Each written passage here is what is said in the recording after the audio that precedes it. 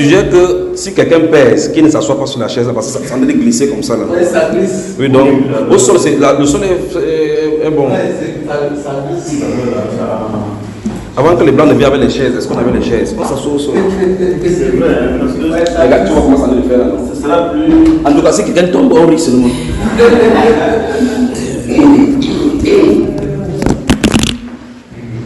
Papa, comment était la nuit de prière? Non, c'était quand même formidable. Mais tu m'as dit qu'il vient pendant ton nuit de prière. Non, prochainement. Ok. Il n'y a pas de problème. On a passé la nuit dans le mariage jusqu'à. Vous êtes rentré à quelle heure? Vous êtes rentré C'est vers 3h10. 3 heures. Moi, je suis rentré à 5 heures quelque chose comme ça.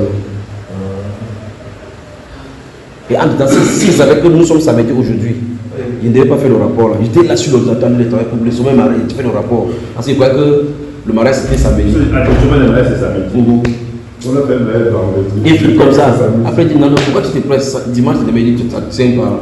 Je regarde la date, je vois qu'on est samedi. C'est-à-dire, assis-toi normalement.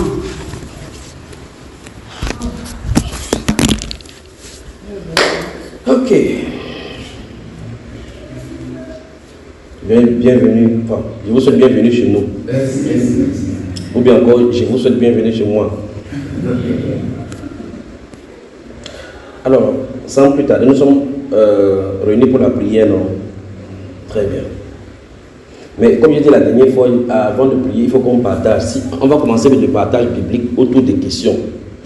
Mais avant d'amorcer la prière, je voulais savoir si en venant quelqu'un a prié pour demander à Dieu l'expression de la réunion, sa volonté pour cette réunion-ci. C'est-à-dire, qu'est-ce qu'il veut ou bien qu'est-ce qu'il y a dans cette réunion-ci.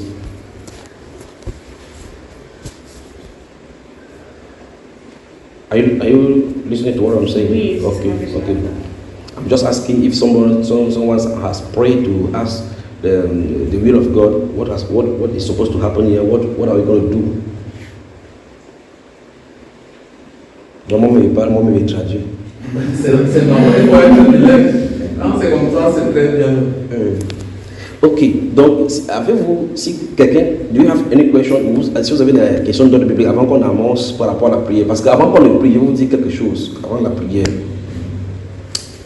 Y a-t-il des questions? Si vous avez des questions, posez.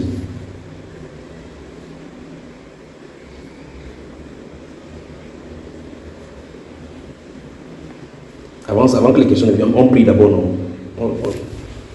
Can we pray? Tu comprends l'anglais, non, pas Je comprends ma quantité. Ok. Let's pray. Very French.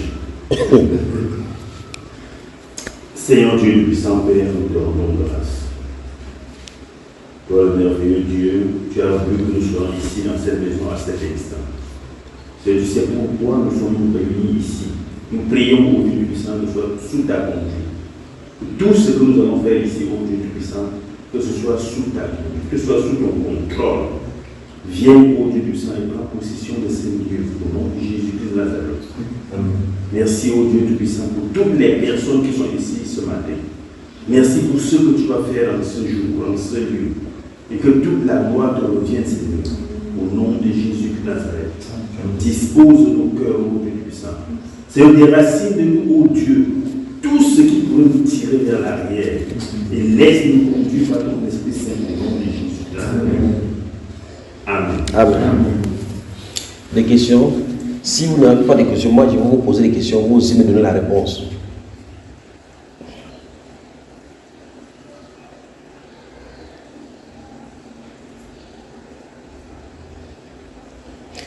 Il parle des questions de la Bible, parce qu'on se retrouve de la Bible qu'on est réunis. Je voulais parler. You want to speak? Ok. Et en fait, ma question concerne la marche dans la foi chrétienne. Puisqu'il y a des familles dans lesquelles, lorsque nous grandissons, nous sommes en plein dans l'idolâtrie et dans certaines pratiques qui ne glorifient pas Dieu. Au fur et à mesure qu'on avance, à un moment donné, le Seigneur nous fait grâce de découvrir que ces choses-là ne sont pas bonnes. Et parfois, quand on s'engage pour suivre le Seigneur, on se rend compte plutôt que ce sont les membres de nos familles qui s'opposent à nous. au point même de nous traiter des personnes qui sont entrées dans les sectes. Donc j'aimerais comprendre, avec l'analyse que ces membres de famille font à l'égard de notre état à ce moment-là où nous sommes en train de suivre le Seigneur. Donc, comment pouvoir se positionner devant Dieu de telle enseigne que le Seigneur puisse parvenir à toucher leur cœur pour leur faire comprendre effectivement que la voie que nous avons choisie là, c'est sa voie. Étant donné que parfois, ces personnes sont ignorantes, ces personnes ne savent pas si c'est la vérité parce qu'elles ont aussi eu à subir, comme on dit là dehors, il y a beaucoup de sectes, il y a beaucoup de choses qui entraînent des personnes dans les mauvaises voies. Bon, parfois, ces personnes ont aussi peur que leurs enfants ou bien leurs personnes soient entrés dans de telles choses. Donc, comment se positionner devant Dieu de telle sorte que le Seigneur puisse par nous essayer de les convaincre, de les faire comprendre qu'effectivement nous n'avons pas choisi la mauvaise voie. Très bien. On répond à ça. Avant que tu répondes, je veux dire que si quelqu'un veut enregistrer, vous mettez place de mode avion, c'est ça. Ok. Non, c'est mieux enregistrer. Si vous voulez enregistrer, vous mettez le téléphone là comme ça, parce que sous un web, on peut enregistrer. Parce qu'il ne faut pas qu'on parle ici, qu'on a parlé de vélo, et que quelqu'un vient ici dit que le MRC, c'est qu'on parlait de MRC ici. Très bonne question, très bonne question. Très bonne question. Si vous avez lancé, vous me dites je lance, moi-même je lance.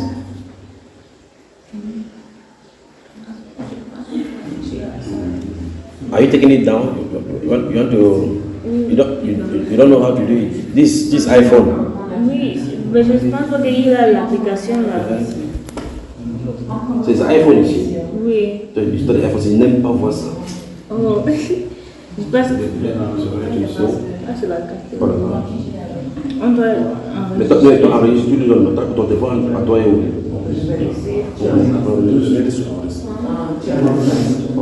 Il n'aime pas voir l'iPhone ici. This is yours? C'est quoi? Ça, c'est Samsung ici. Whose one is this? Ah, c'est Samsung ou quoi? Just put it in the kitchen. Si vous voulez, pendant qu'on de parler, n'oubliez pas la question qu'elle a posée. C'est une très bonne question.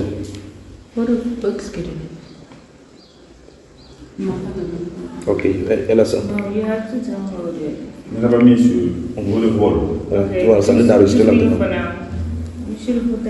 Bon, donc on coupe la connexion pour qu'on ne soit pas dérangé. Très bien. Which trash? Très bien. Donc voilà ça. Ça nous a enregistré. Have you got it? You better put it off. Have you put it? You haven't put off the connection. Yes. That's it. Très bien, c'est bon. Alors, yeah, c'est no problem. Donc, on va répondre à sa question. C'est toi qui crée le besoin de la famille. Non. C'était pas toi.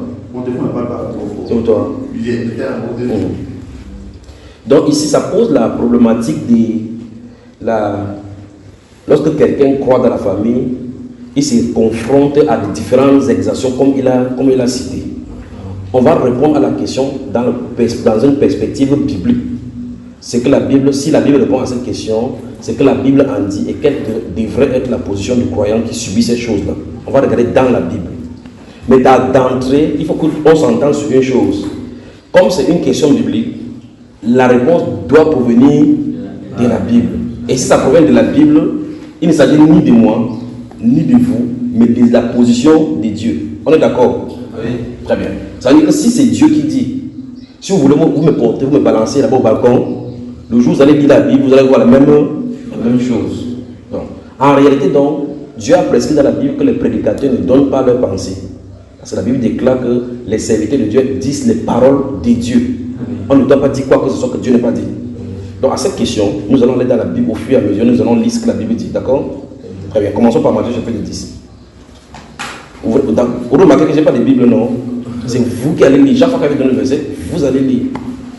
Matthieu chapitre 10.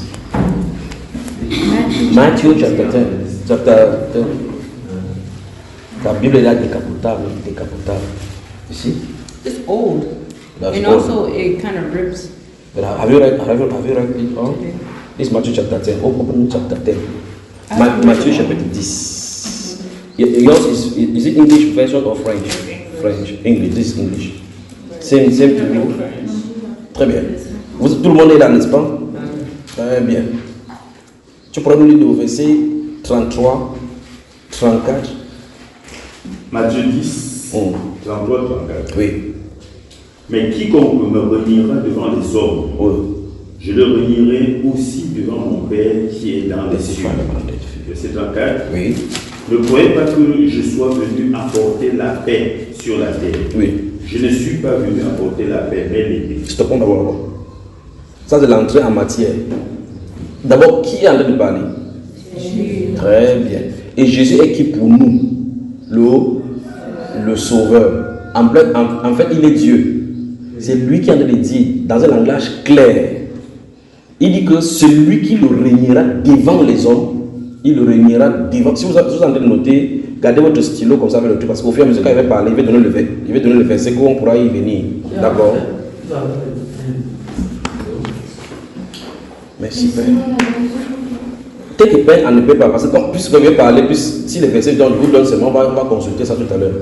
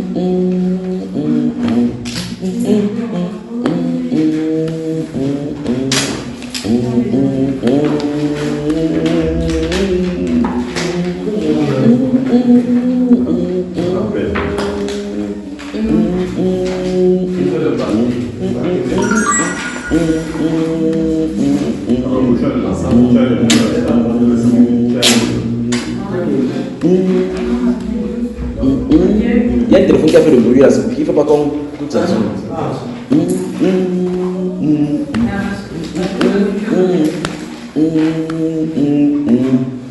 Tu veux le papier?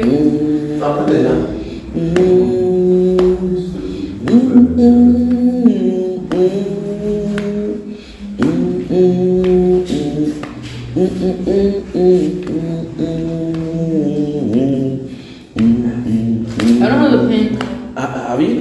Are you okay? I don't have a pen. Thank you.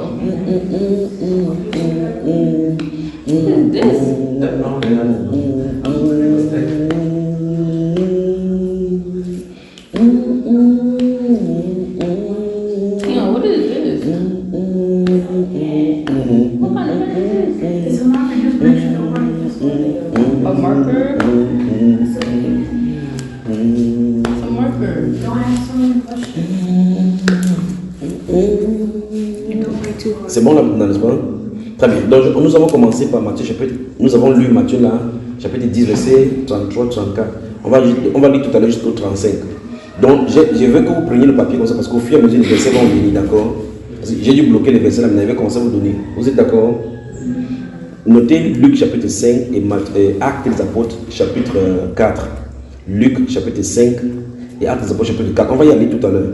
Dès qu'il va développer ce qu'on va développer ici. Luke chapter 5, then Acts of Apostles chapter 4. When you write like this, can you read it? Why are you writing it small like this? This is how she writes. Oui. Ça c'est quoi ça? Vous avez regardé comme mingli comme ça.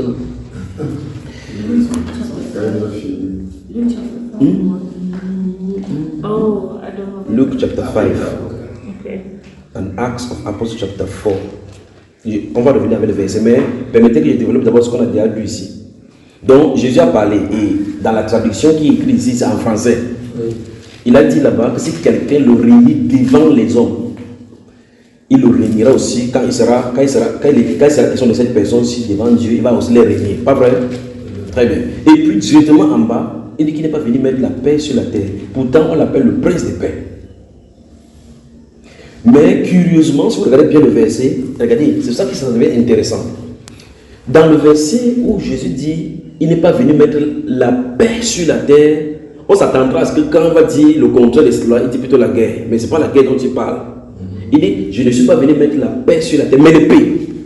Il ne dit pas mais la guerre. Parce qu'en fait, l'absence, quand il n'y a pas la paix, c'est la guerre. Mais il ne dit pas, je ne suis pas venu mettre la paix sur la terre, mais l'épée, pas la guerre. Donc Jésus n'est pas venu occasionner une guerre.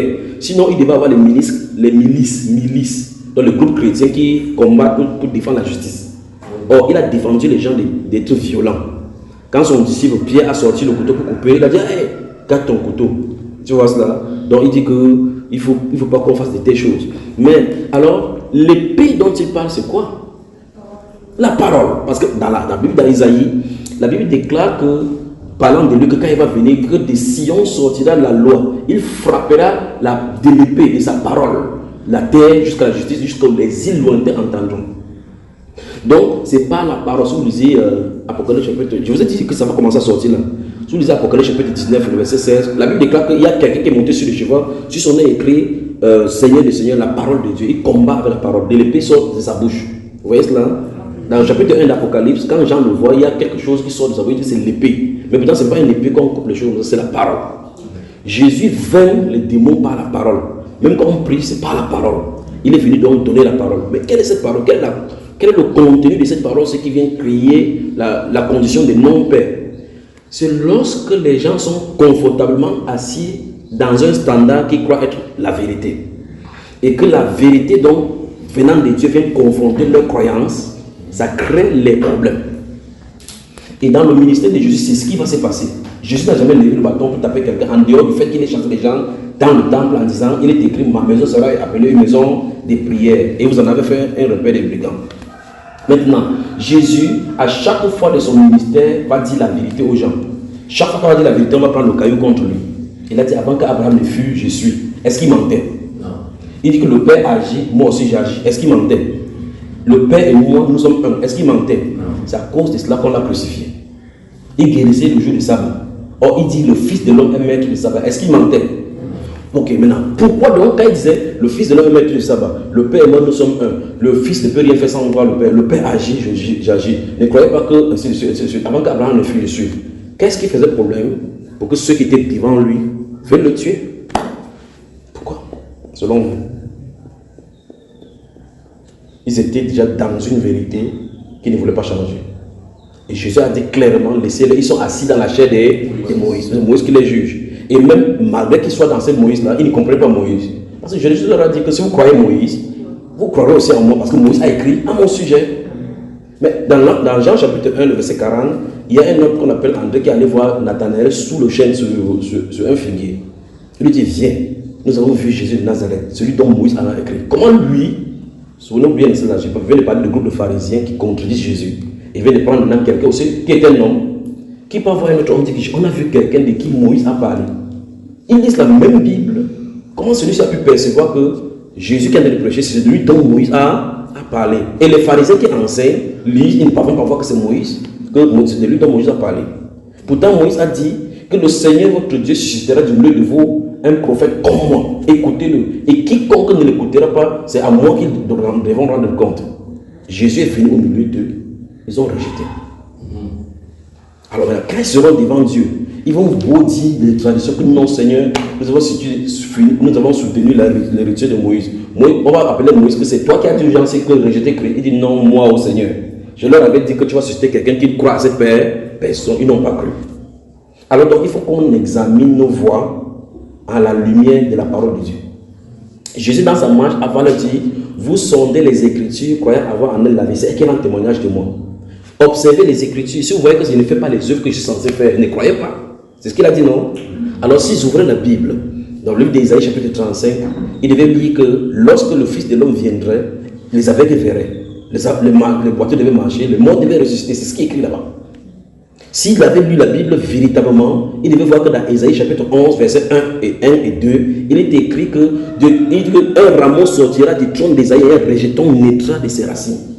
Il devait poser la question, on en a parlé de sa généalogie, de quelle lignée il devait sortir. On dit du trône d'Ésaïe, Isaïe, c'est le papa de David. C'est pour ça qu'on l'appelle le Messie, le fils de David.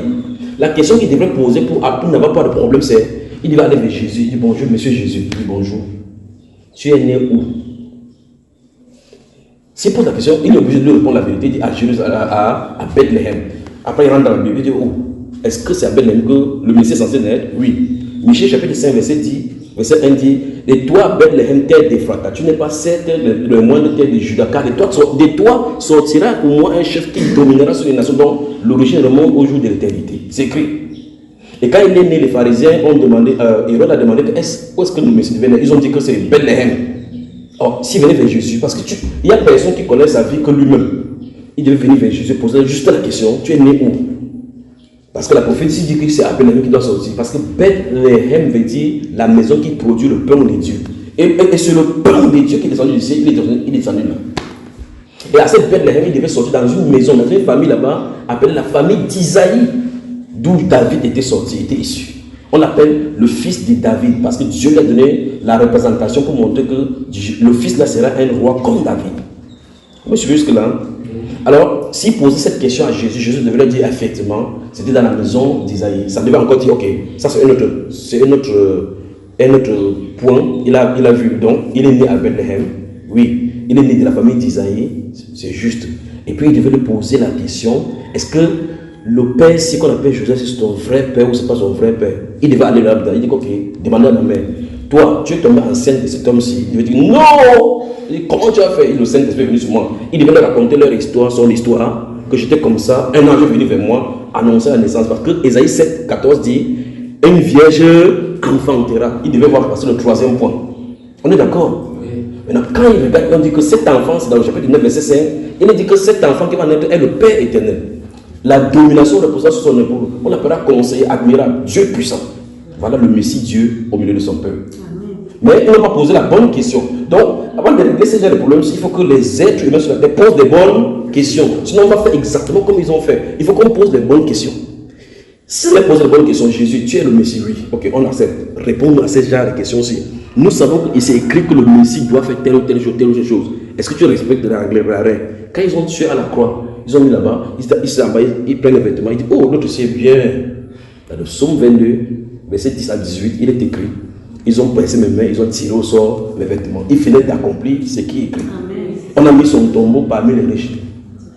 La Bible déclare que par la crainte que les corps ne soient restés le jour du sabbat, ils ont pris Joseph d'Arimathée est venu prendre. Parce que c'est un riche, Joseph d'Arimathée était riche. Il est venu prendre le corps de Joseph pour mettre dans un tombeau du riche, qui était un caveau qui était toujours à proximité, afin que ça comprenne que son tombeau devait être parmi le riche. Un riche va s'occuper de lui pour sa mort. À la croix, il était avec le brigand. Il dit qu'il était mis au nombre des malfaiteurs. Tout a été accompli de lui depuis sa conception par la Vierge jusqu'à sa mort entre les bandits et sa résurrection. Amen. Donc, si on avait examiné ça de Jésus, on devait dire waouh, c'est vraiment lui, nous croyons au Messie. Et ça règle le problème avec Dieu. Si on ne le fait pas, si on n'a pas fait, on risque d'avoir les mêmes problèmes maintenant si on ne regarde pas l'écriture de la bonne façon. Maintenant, si on regarde l'écriture, parce qu'il y a notre volet, comment regarder l'écriture?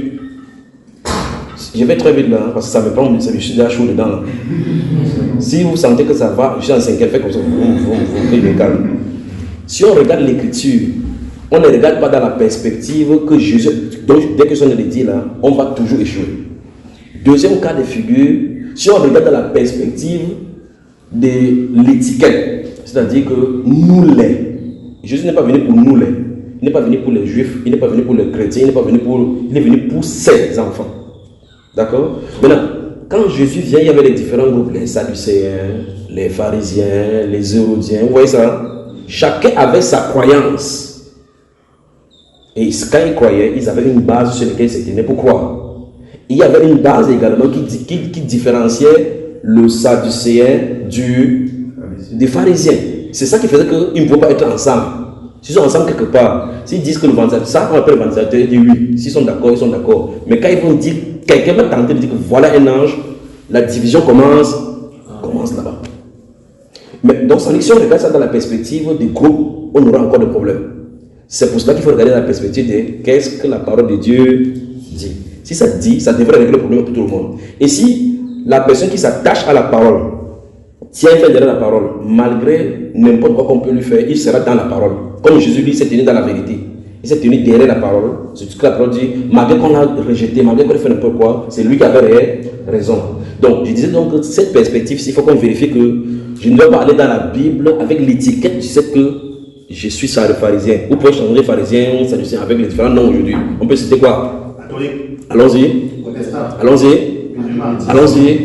Allons-y. Très bien. Donc, si on va dans cette perspective-là, il y a quelque chose qui diffère le témoin de Jéhovah d'un protestant. Il y a quelque chose qui diffère un catholique d'un pentecôtiste. Regardez comment nous sommes ici. Qui a porté un habit protestant?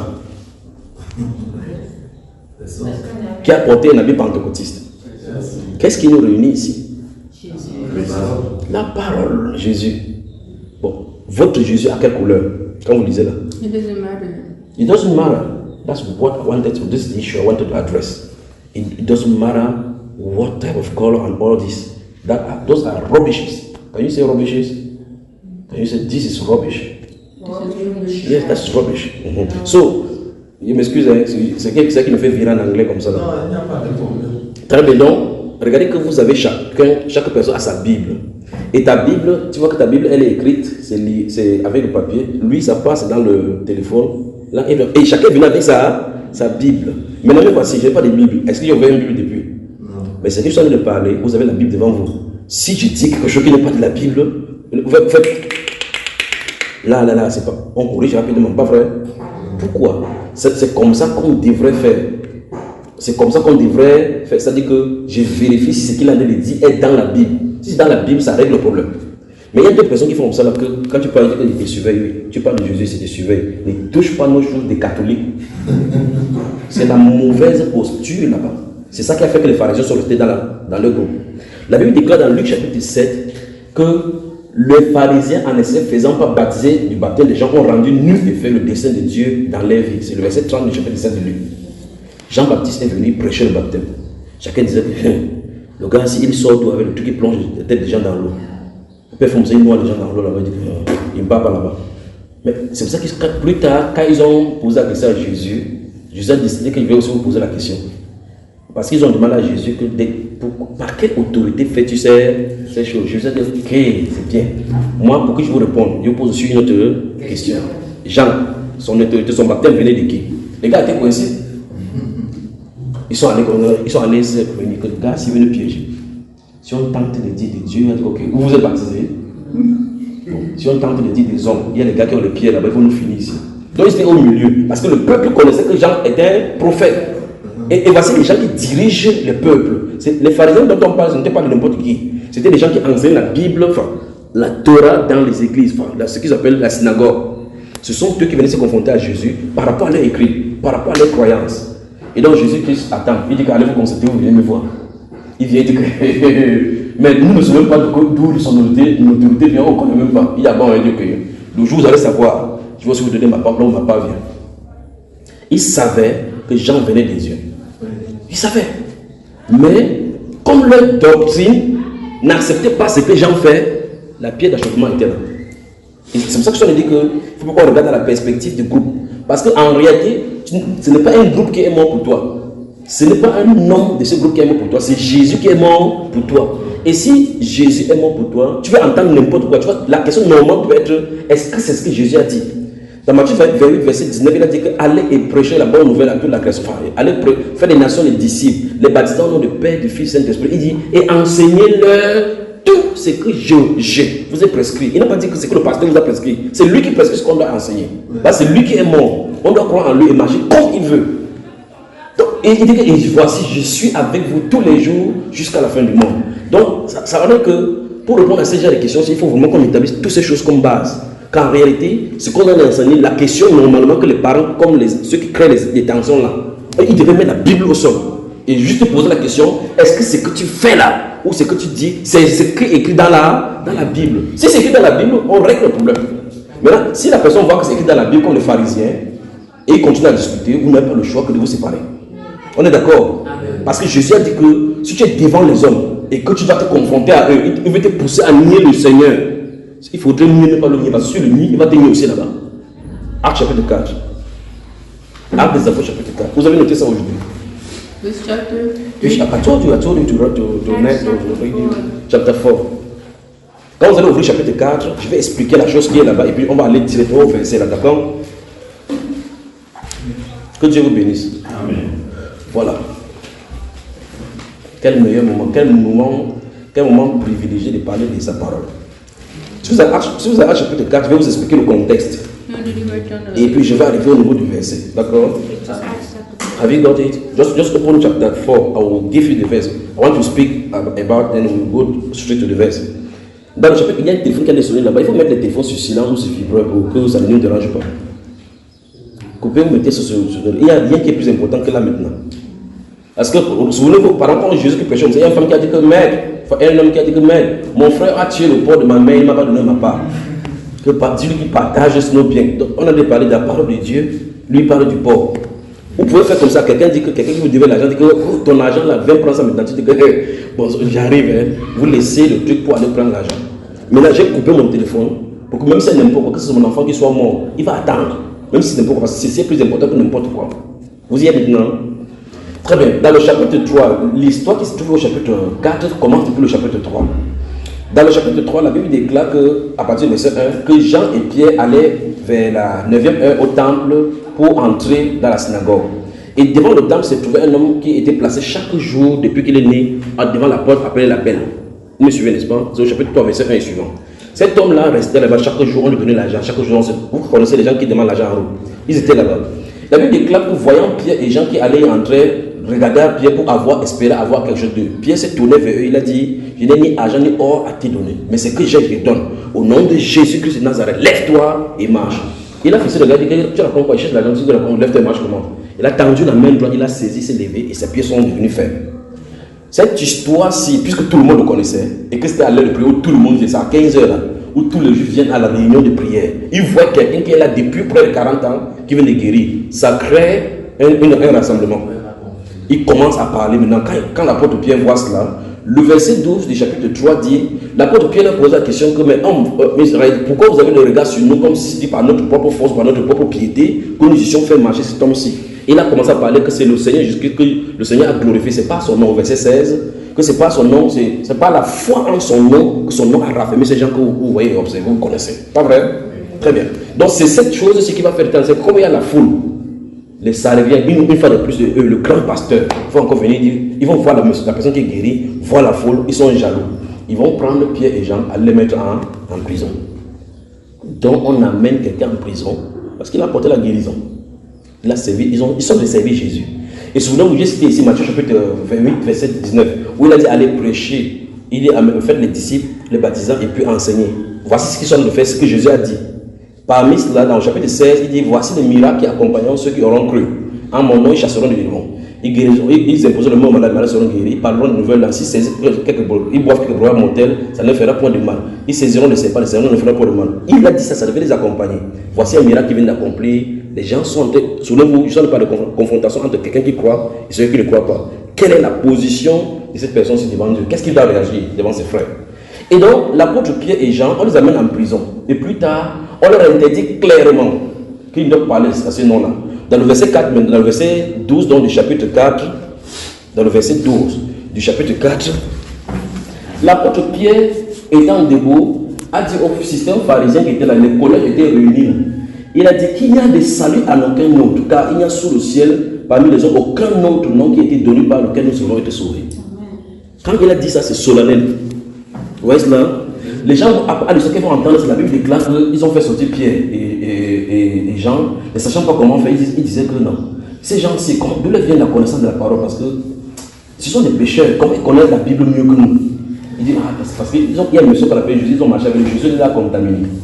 Après, ils ont fait entrer, ils ont demandé au type là que si vous tentez par l'envoi de Jésus, on va vous taper ici à Jérusalem.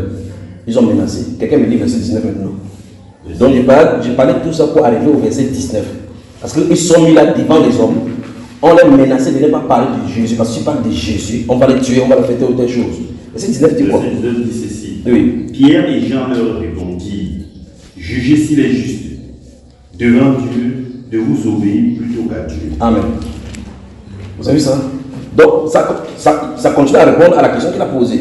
Quand un homme est confronté à la vérité de la Bible que Dieu lui a révélée, et la confrontation avec la vérité humaine de leur standard, quand ça choque, qu'est-ce qu'il faut faire? Pierre a pris position. Il dit juste vous-même, vous pensez que c'est convenable devant Dieu de vous sauver plutôt qu'aux hommes.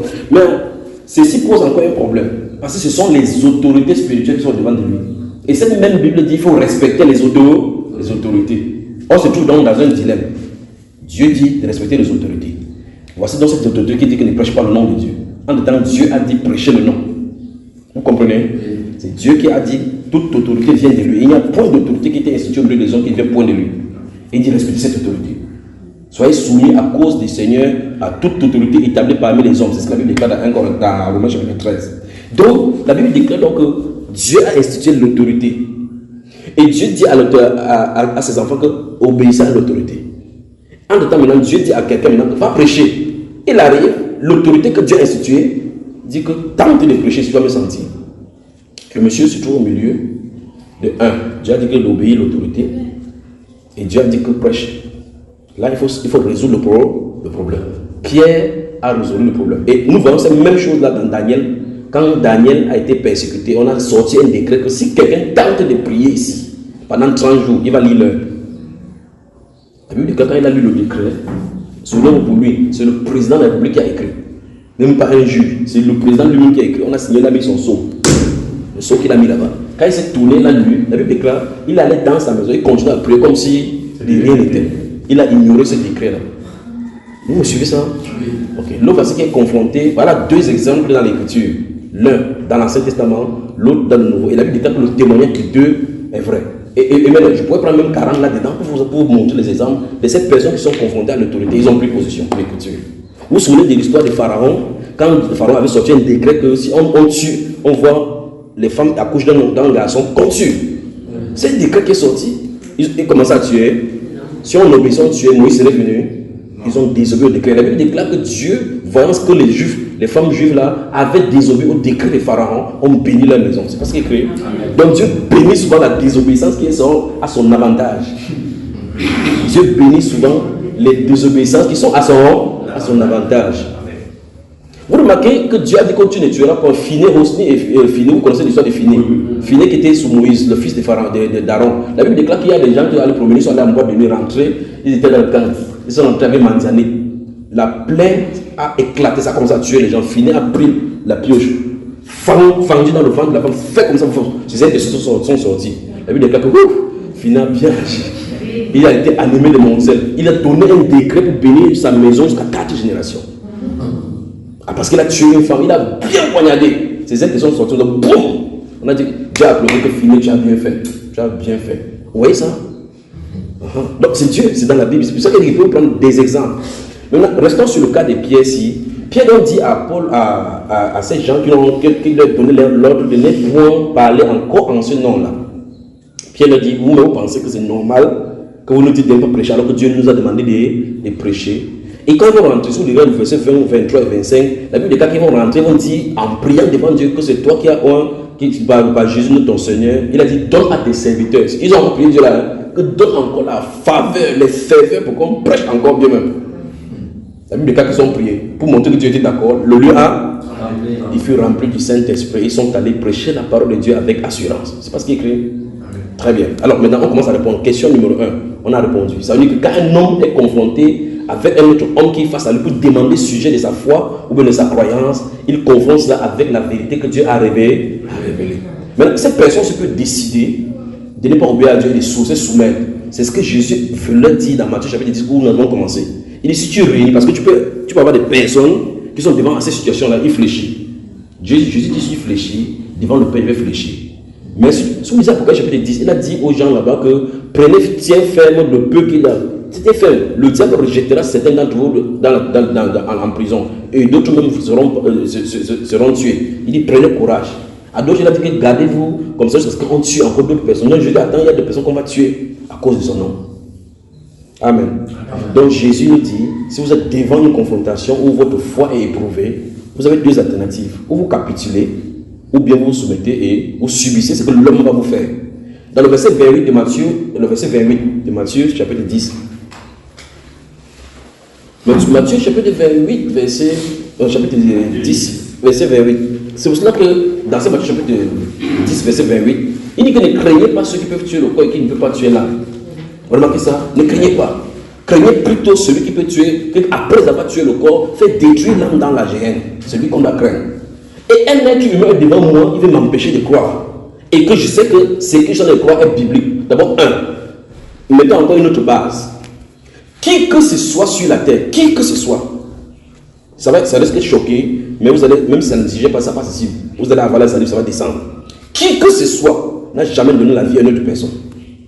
On est d'accord? Très bien. Ça veut dire que ce soit même ma mère qui m'a accouché, sa propre vie est un produit de pure grâce de Dieu. Ça veut dire que même si sa mère avait voulu, si Dieu avait voulu, elle-même ne serait pas sortie. Nous sommes d'accord? C'est pour cela que Jésus dit, Marc chapitre 10. Ne fermez pas ce Matthieu chapitre 10 parce qu'on n'en a pas terminé. Marc chapitre 10. Donc ce qui importe pour un être humain sur la terre, moi, le canal par lequel je suis venu, c'est Dieu qui a choisi. C'est Dieu qui choisit la venue de n'importe qui sur la terre. Il ordonne. Dans Actes chapitre 17, le verset 20 à 27, la Bible déclare que Dieu a décidé de la borne et de la durée de vie de chacun sur la terre. Celui qui choisit que tu es africain, même si tu regardes un enfant, tu te dis, ouais, l'enfant, ça fait quoi pour être le fils du chef de l'État? Il n'a rien fait, effectivement. Toi, tu n'as rien fait pour être là-bas.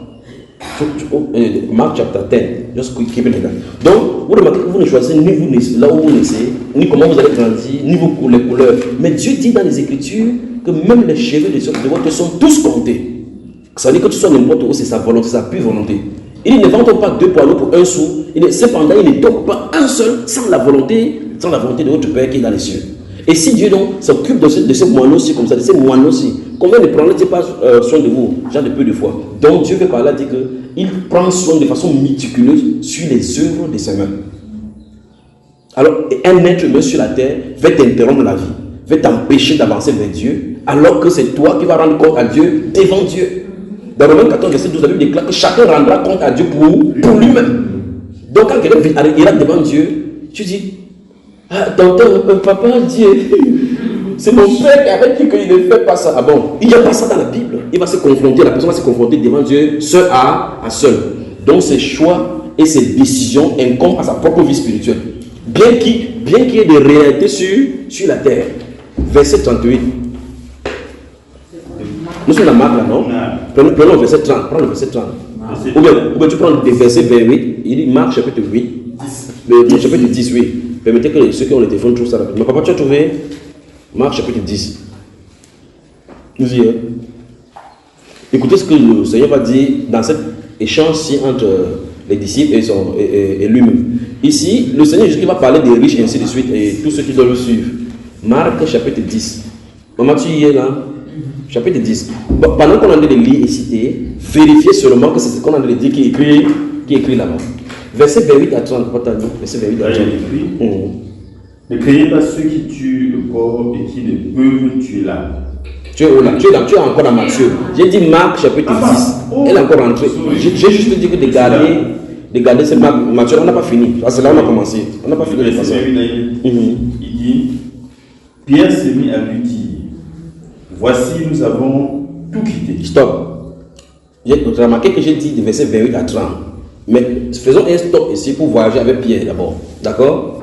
Dès le départ, quand j'ai donné Matthieu chapitre 10, là, je vous ai parlé de noter Luc chapitre 5. Si vous lisez Luc chapitre 5, le verset 1 jusqu'au verset 17, ça parle de l'appel justement de ces Pierre-ci. Quand Jésus va rencontrer Pierre, il serait dans le bateau. Ils ont péché toute la nuit, ils ne pouvons pas faire quelque chose. Donc ils ont fait tous les efforts qu'ils ont fait pour nourrir leur famille.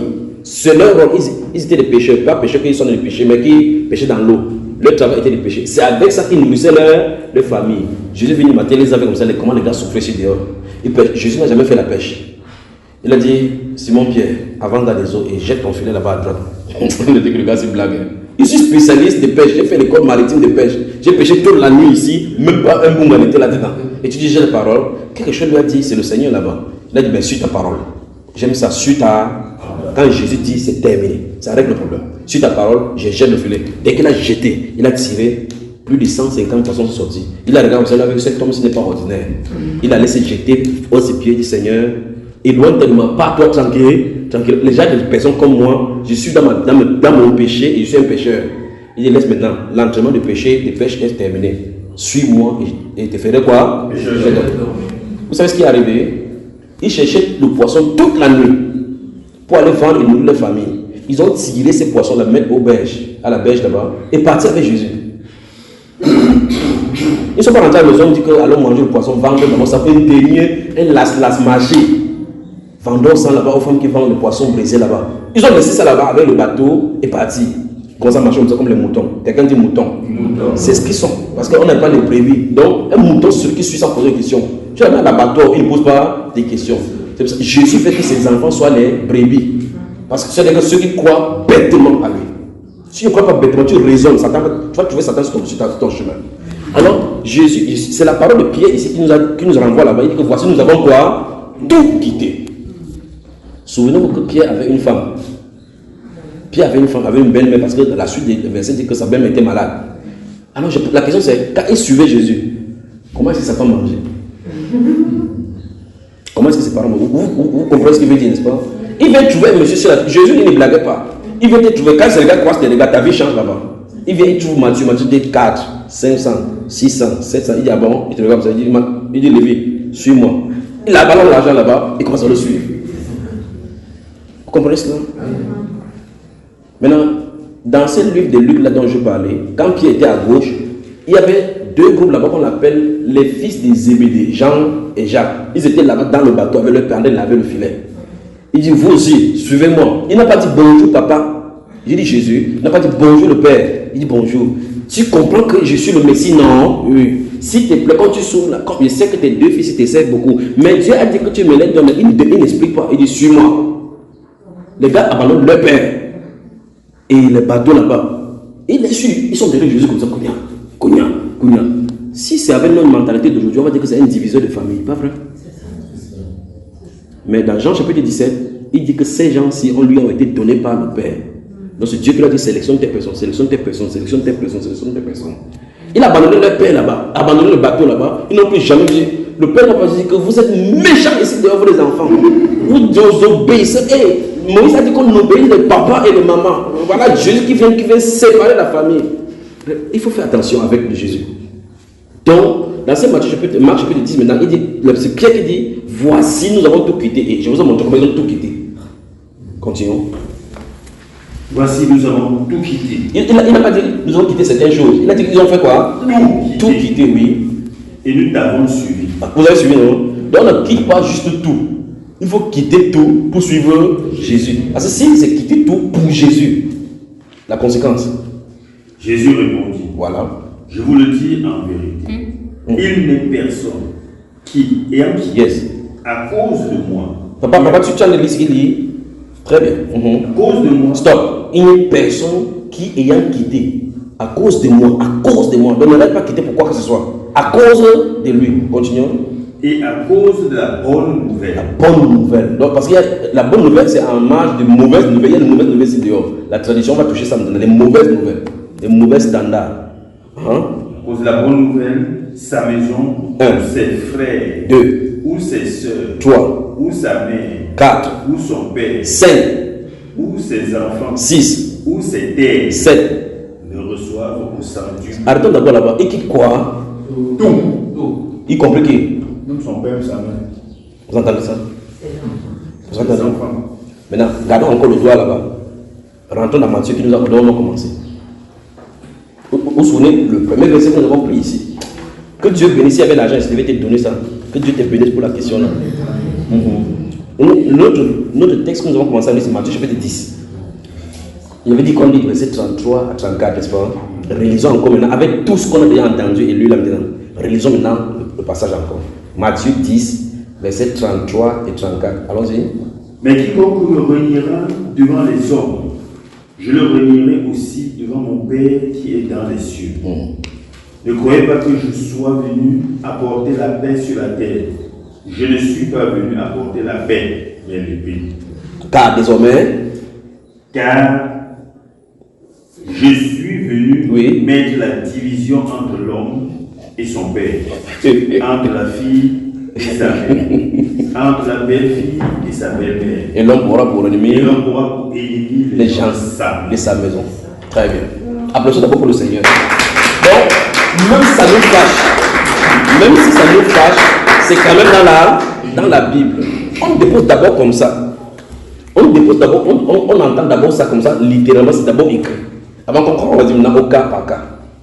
Maintenant, c'est dans la Bible ou c'est pas dans la Bible? Dans la Bible. Très bien. Maintenant, si je suis confronté à un effet face à quelqu'un qui, je suis en train de répondre à ta question, qui a cru. Alors, si je suis intelligent, si Dieu m'accorde la sagesse, la première chose que j'avais fait, c'est que montre-moi ça dans la Bible. Si je vois ça dans la Bible, je commence à faire attention.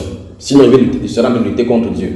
Parce que quand quelqu'un quitte le royaume, quitte les choses de la terre pour Dieu, tout ce que tu fais contre ces personnes-ci, tu es en train de lutter contre Dieu. Automatiquement. Maintenant, on va aller dans la perspective, ça c'est le côté de celui qui a cru. On va aller dans la Bible, voir ce qui est dans la tête de celui qui en est confronté. On va voir ce que la Bible dit de lui et ce qui va en venir. Parce qu'on a vu dans la perspective de celui qui a cru.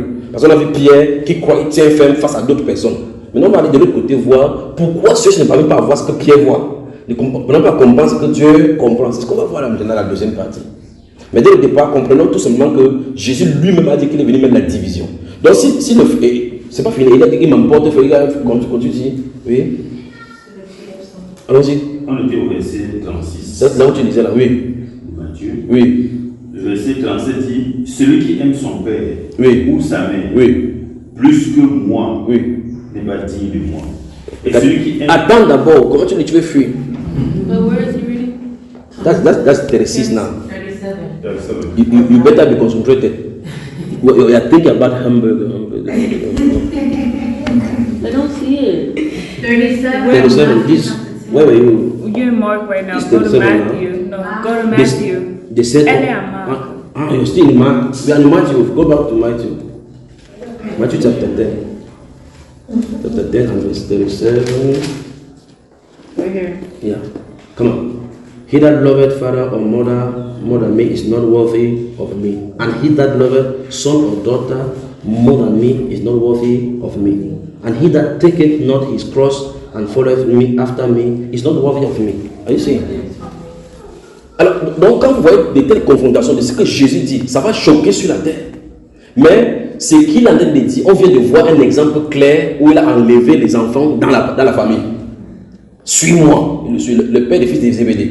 Maintenant, la maman, là, la mère des fils des Zébédée, quand il a vu qu'il y a l'avantage dans le ministère, là, vous savez ce qu'il a fait un jour? Il a vu Jésus qui guérissait. Il a dit que le type, si c'est le Seigneur, il va aller négocier avec lui. Il avait fait que sa famille, il avait un problème dans la famille. Au moins, peut-être il peut être reconnaissant que comme il avait enlevé nos fils, j'ai souffert à côté de mon mari. Il dit, merde, s'il te plaît, tu es le Seigneur, non? Il dit oui. Tu veux quoi? Il dit, je veux que le jour que tu vas venir pour juger la terre, que le trône qui est à gauche, à droite, que ce soit mes deux fils que tu as pris la soirée. Il négociait comme ça la place de ses enfants-là. Vous voyez cela? Maintenant, je dois vous montrer que cette famille, si c'était une famille où il y avait une mère, il y avait un père. Parce qu'on a dit en amont qu'ils étaient allés laver le filet avec leur père. Et si on voit maintenant que leur mère est venue pour négocier leur place au ciel. Mais ces personnes-ci ne sont pas allées avec Jésus en confrontation. Pour dire pourquoi tu as arrêté nos fils, pourquoi tu as fait cela. Jésus a dit qu'il est le même hier, aujourd'hui et pour toujours. Donc Dieu ne sait pas encore les familles aujourd'hui pour son bien. Mais il faut maintenant seulement qu'on puisse fléchir et comme j'ai dit dès le départ, que si y a n'importe quoi, on s'assoit, on dit ok, on pose la question à celui qui a cru. Prouve-nous ça par la Bible. Quand c'est fait, tout ce qu'on fait, c'est on leur recommande le Seigneur, que le Seigneur te guide comme tu viens de voir. En fin de compte, c'est ta vie. Parce qu'en fin de compte, c'est toi qui vas rendre compte à Dieu. Amen. Il y a des choses qui sont dites ici, peut-être vous allez me balancer ici en bas. Vous permettez qu'il dise certaines petites choses seulement, non? Amen. On dit Amen, amen, quand si on me balance, tu vas caler la porte. Ce que je suis en train de dire là, ça m'est arrivé moi, quand j'ai accepté le Seigneur. J'étais en maîtrise à l'université. J'ai arrêté d'abord en maîtrise à cause de 25 000 francs parce qu'on m'a refusé de me payer ma pension pour mon mémoire parce que j'avais cru. On m'a regardé droit dans les yeux, on a dit que dans Jésus là, va qui te paie la pension. Je suis allé lui dire, Jésus, on a dit que tu payes la pension. Il n'a pas payé la pension. Mais ça n'a pas empêché que je le serve. Parce qu'il n'y a pas verset qui a dit que viens en moi, je t'ai donné la pension. C'est ce qu'il donne, qui est la vie éternelle. La vie éternelle, dans la vie éternelle contenu tout genre de bénédiction spirituelle dans le lieu céleste qu'il a réservé pour nous. Vous voyez? Et à ce moment-là, j'ai eu des grâces qui m'ont permis, je devrais être enseignant à l'université en Californie. Mes amis, nous sommes allés, on a déposé la bourse, j'étais parmi les 12 qu'on a sélectionnés dans une université Nelson Mandela, au Nigeria. Je devais aller là-bas. À l'heure où je suis en train de parler, mes amis qui sont là-bas touchent dans les 12 millions. Ils ont qui travaillent à Schlumberger et autres. Parce qu'ils travaillent dans les semi-conducteurs, les choses que vous utilisez dans le téléphone là. En Afrique, il n'y en avait pas ça. Nous devions être les premières promotions qui devraient enseigner ça aux gens. Parce que j'ai fait la physique à l'université. Dans le semi-conducteur, on devait faire cela. On devait aller à Calcutta, Massachusetts pour former. Il y a des promotions. On m'a appelé pendant un mois. J'ai dit, Seigneur, si tu veux que je parte tout le billet d'avion. Les gens m'ont trouvé l'argent pour qu'ils voyagent par route pour aller au Nigeria. J'ai dit, je ne pars pas par route. On a dit, tu déranges. J'ai dit, Dieu est capable de donner le billet d'avion. Pas vrai? Voilà. On a prêté, les gens sont sortis, prêté l'argent. Il fallait seulement 300 000 francs pour acheter le billet d'avion pour aller là-bas. On a prêté pendant 30 jours, on n'a pas vu. On m'a appelé pour dire, ok, ça fait, ils n'ont jamais fait ça à quelqu'un en appelant pendant 30 jours. Parce que quand on affiche les résultats, vous avez 5 jours pour être là. Mais moi, on m'a appelé parce que mes credentials, my skill was really top. Et donc, ils m'ont dit, ok, on vous donne un délai de 30 jours pour vous chercher le billet d'avion. On vous attend seulement à l'aéroport d'Abuja pour vous amener là-bas dans votre truc.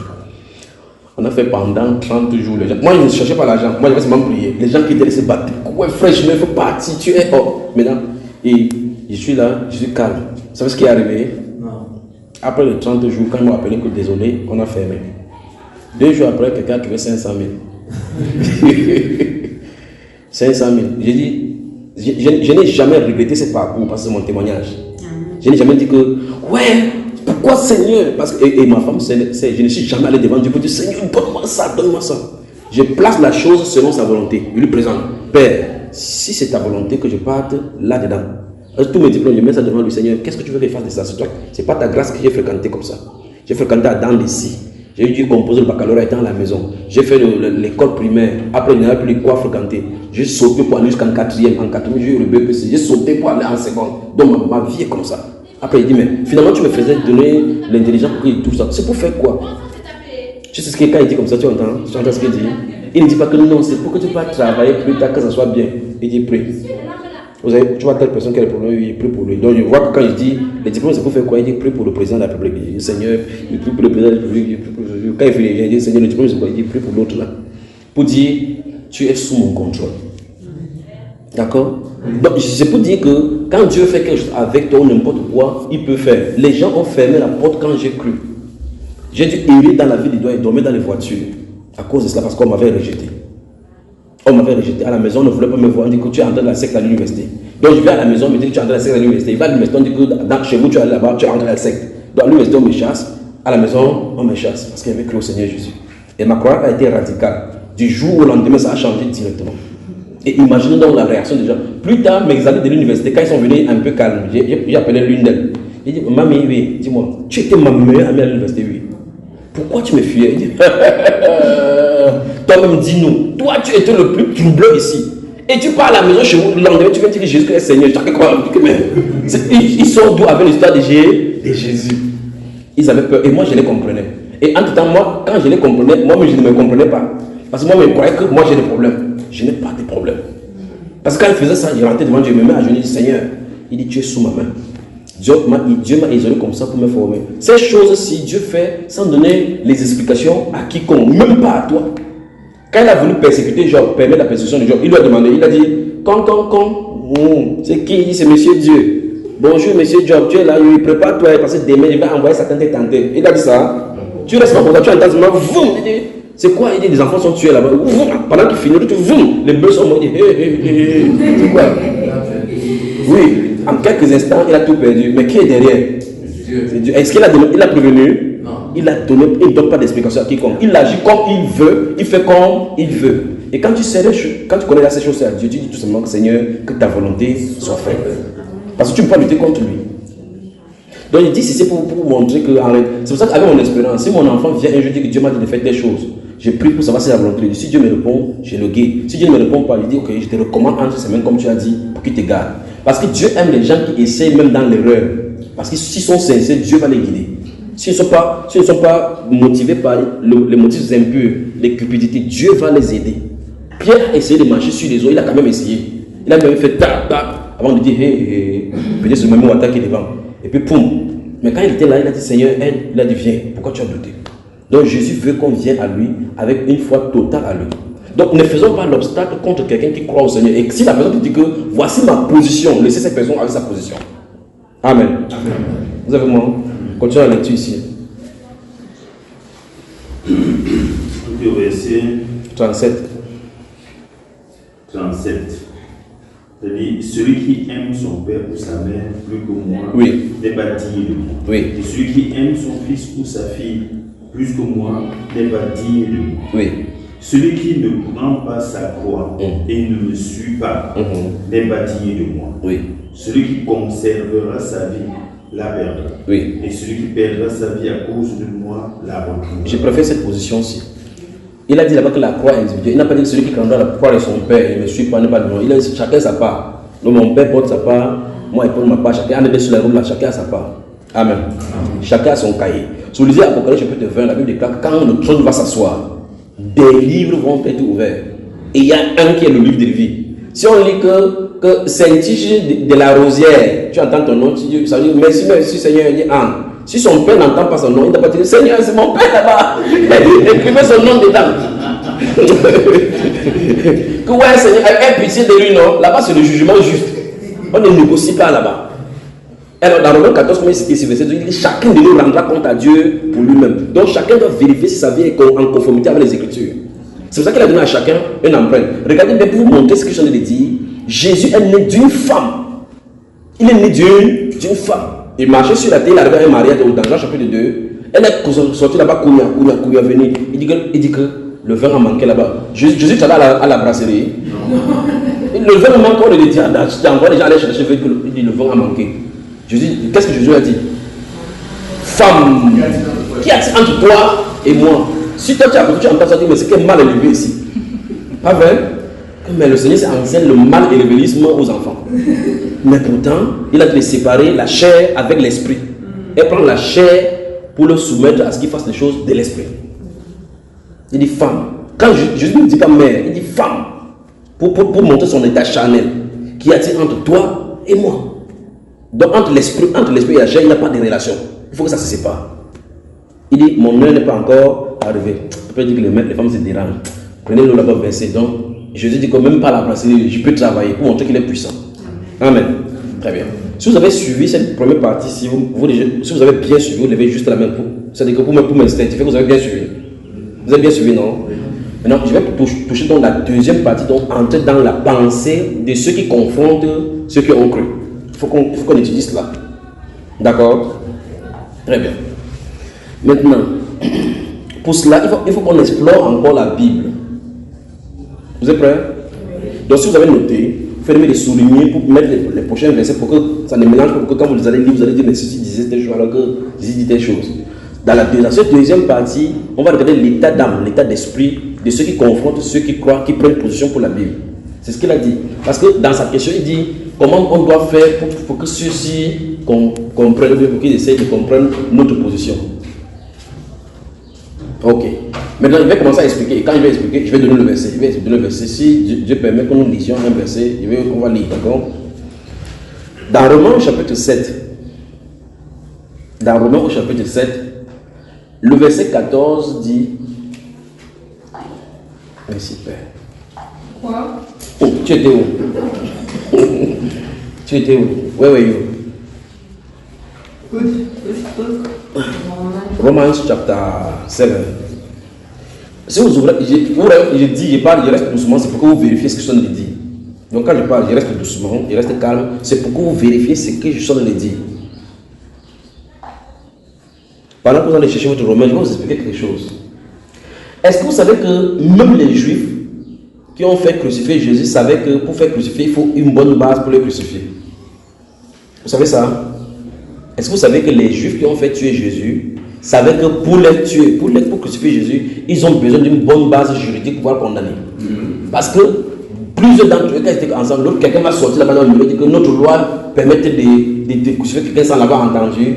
L'autre, où est-ce là? Ils cherchaient donc des témoins. Et vous savez ce qui est arrivé? Ils ont fait venir 2 témoins. L'autre a dit que je l'ai entendu moi-même de ses oreilles, ce que vous voyez là. Il a dit qu'il va détruire le temple-ci qu'on a construit là. Il va rebâtir ça en combien de jours? Depuis que vous lisez votre Bible, vous avez vu Jésus parler ça, hein? Je parle du rapportage parce qu'à l'issue de la réunion, là, il faut que vous rapportez exactement ce qu'on a dit. C'est pour ça que c'est arrêté, comme c'est arrêté. Dites en ces termes-là que Dieu sépare les familles. Que c'est ce que j'ai dit. Parce que c'est ce qu'on a lu. Que s'il arrive qu'une famille se confronte à quelqu'un qui a cru, la personne qui a cru a 2 alternatives. Soit accepter de se soumettre à la famille, dans ce cas régner Dieu, soit prendre la position pour Dieu, souffrir contre sa famille. C'est la position de l'écriture là-bas. D'accord? Ces personnes, si vous lisez Jean chapitre 2, l'histoire dont je suis en train de raconter là. Si vous lisez encore Jean chapitre 11, quand ils vont être confrontés là-bas en demandant à Jésus-Christ, quand le témoin va venir pour dire qu'on a entendu dire ceci. Vous regardez bien que Jésus avait dit plutôt que détruisez ces temples et je le rebâtirai en 3 jours.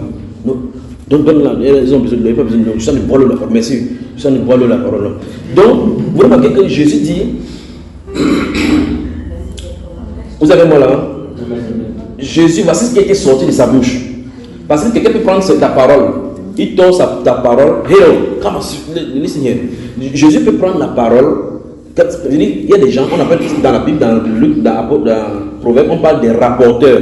On dit les rapporteurs divisent les amis. Un rapporteur, c'est celui que, normalement dans une réunion, un rapporteur est bien. Un rapporteur, là, on les appelle les claques dans le tribunal. Donc, quand on a fait le truc du tribunal, on fait tchac, tchac, tchac, tchac, tchac, tchac, il retranscrit ce que l'homme a dit. Le juge a dit, l'accusé a dit, le témoin a dit, pour que le jour où tu vas faire, on lit ton statement. Tout ce que tu avais dit là-bas, le procès verbal, on dit que voici ce que tu avais dit quand tu as interrogé. C'est ça que vous comprenez. Donc maintenant, un rapporteur dans une réunion, c'est celui qui rapporte fidèlement les différentes articulations de la réunion et les résolutions qui ont été prises. Mais le rapporteur dont parle la Bible, c'est un mauvais rapporteur. C'est-à-dire que quand il entend quelque chose, il amplifie et change dans l'optique de tordre et créer des distorsions entre les relations. Vous me suivez? Donc un rapporteur doit ramener fidèlement ce qui a été dit. Ces gens-ci qui sont venus confronter qui voulaient qu'on tue Jésus, parce que de toute façon, sa condamnation a été arrêtée. On cherchait seulement des choses pour pouvoir peindre, pour le condamner. Et cet homme-ci qui vient se mettre là devant, il dit, je l'ai entendu moi-même dire, détruisez ce temple si je rebâtirai en 3 jours. Or, si vous remarquez ce que Jésus a dit dans Jean chapitre 2, il n'a pas dit détruisez ce temple si je le rebâtirai en 3 jours. Il y a dans sa phrase détruire, 3 jours, temple. Mais ce n'est pas à ce terme-là qu'il a utilisé. Il a dit détruisez ce temple et je le rebâtirai en 3 jours. En même temps, celui-là dit que Jésus a dit que je vais détruire et je vais bâtir. En faisant ça, ça a éclairé les Juifs que merde, le temple qu'on a pris 46 ans pour bâtir, doit en 3 jours va relever. Or, d'abord, pour commencer même, il ne parlait même pas de leur temple. Parce qu'il a dit temple, ils ont entendu le bâtiment, il dit ta tête ne tient pas. Or, la Bible déclare qu'il parlait du temple de son corps. Que tuez-moi en 3 jours, je vais sortir. Lui, il a parlé son langage, ils ont compris comme ils ont compris. Vous voyez une fois de plus, la confrontation entre quelqu'un qui croit Dieu et un problème dans la compréhension de ceux qui ne comprennent pas. Vous savez moi? Très bien. Maintenant, comme vous avez souligné, on va entamer donc la deuxième partie, comme j'ai dit là. Dans cette deuxième partie, si nous allons explorer les âmes, l'état d'âme, l'état d'esprit de ceux qui confrontent ceux qui ont cru, pour voir ce qu'il en est et ce que l'Écriture dit d'eux. D'accord? Nous allons commencer donc par Romains chapitre 7. Dans le verset 14 de Romains chapitre 7, parce que la Bible déclare que nous savons que la loi est quoi? Spirituelle. Et moi, je suis charnel, vendu au péché.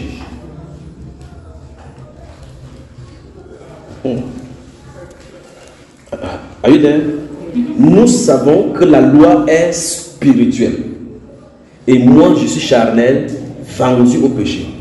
Parlant de la loi, il parle de l'écrit que Dieu a donné pour ce qui est de Moïse. C'est-à-dire que quelque chose qui est écrit dans l'optique où Dieu a énoncé des commandements, des prescriptions, ce qu'on est censé faire. Comme par exemple, on a parlé du cas de la confrontation entre ceux qui croient en Dieu. Parce que nous croyons en Dieu parce que les choses nous sont rapportées dans les Écritures, les témoignages sont rapportés dans les Écritures. Je lis et je crois à ce qu'il dit là. Vous comprenez? Donc, quand je lis donc, je crois à cela, la Bible déclare que ce qui est écrit là est spirituel. Et l'être humain est charnel. Et en plus, ça, il est livré au péché. Remarquez encore une fois de plus, on informe l'être humain ici qu'il est vendu. On n'a pas demandé son consentement. Quand tu es né, même si tu pars en bourse, tu pars seul en bourse, tu as quand même péché du fait que tu sois venu sur la terre. Parce que tu hérites du don de grâce, de la vie éternelle, de la mort d'Adam. Le fait que Adam, tu es passé par lui, tu as apporté le péché qu'il a fait. Alors donc ça veut dire qu'Adam nous a transmis en héritage le péché. Donc la Bible nous informe donc que nous sommes charnels, vendus. Écoutez bien le mot, vendus. Vous prenez votre poisson là, vous mettez au marché, vous dites 200, 300. Est-ce que vous demandez la vie du poisson? Quand on dit 2000, tu penses, tu coupes même sa queue souvent que voici le cadeau. Le poisson parle, c'est ce qui est arrivé avec nous. Te voici, ok, dis que je ne crois pas en Dieu, il n'y a pas de problème. Je m'en fous de Dieu, il n'y a pas de problème. Tu as quand même le péché en toi. Donc il faut nous faire comprendre qu'en réalité, vous avez un problème avec le péché. C'est que vous avez été vendu au péché. Donc l'homme a été livré au péché. Et la loi est censée être là pour nous guider, pour qu'on ne pêche pas. Jésus, dans ce passage, l'apôtre peut mettre en exemple du fait que la loi est de ce côté-ci, montrant que ce qu'on doit faire. Je suis de ce côté-ci, censé faire ce qu'on a dit qu'il doit faire. Et Jésus a un péché à chaque fois de ne pas pouvoir faire. Et il veut révéler ce qui nous empêche de vivre ça. Il dit c'est le péché qui habite en nous. Il dit je ne fais pas ce que je veux. Je fais ce que je ne veux pas. Et si je fais ce que je ne veux pas, je reconnais par là que la loi est bonne et que ce n'est plus moi qui le fais, c'est le péché qui habite en moi qui fait cela. Maintenant, si le péché habite en moi, le but maintenant de la loi, c'est révéler donc que tu as un problème, tu as le péché. Qu'il y a un péché, qu'il y a le péché qui habite à l'intérieur de toi. Maintenant, alors le péché là, ça habite dans quel domaine? Dans toi là, ça habite où? Est-ce qu'on se sent peur, on peut enlever ça là-bas, jeter? Dieu veut par là montrer au travers de la loi qu'il est quasi impossible à l'homme de résoudre son propre problème du péché. Vous suivez? Très bien. Souvenez-vous de ce que je suis en train de vous montrer l'état d'âme de la personne qui est en train de combattre celui qui a cru. Vous comprenez? Donc maintenant, si vous comprenez dans ce que je suis en train d'expliquer, que d'un côté, on a un homme qui est charnel. Et c'est son état d'âme sur le péché. Et vous avez de ce côté, c'est un homme qui a cru et qui a eu la révélation des Écritures. Vous allez beau le confronter, le pourquoi il ne vaut pas sans dame. Vous savez pourquoi? Non. Très bien. On a convenu que Romains chapitre 7 nous dit que la loi est spirituelle. Dans Jean chapitre 20, le verset 20 à 22, la Bible déclare que Dieu est esprit. Et il faut que ceux qui l'adorent en esprit. Très bien. Donc ce que vous avez devant vous, c'est l'esprit couché dans la Bible, n'est-ce pas? Du moins, la parole là est esprit. C'est l'esprit qui l'a inspiré. Et il veut qu'on observe ça en esprit. Mais la personne à qui on a adressé d'observer ça est charnelle. Donc il n'a pas de quoi obéir. Il n'a pas de façon de marcher. Deutéronome chapitre 29, ouvrez. Deutéronome chapter 29.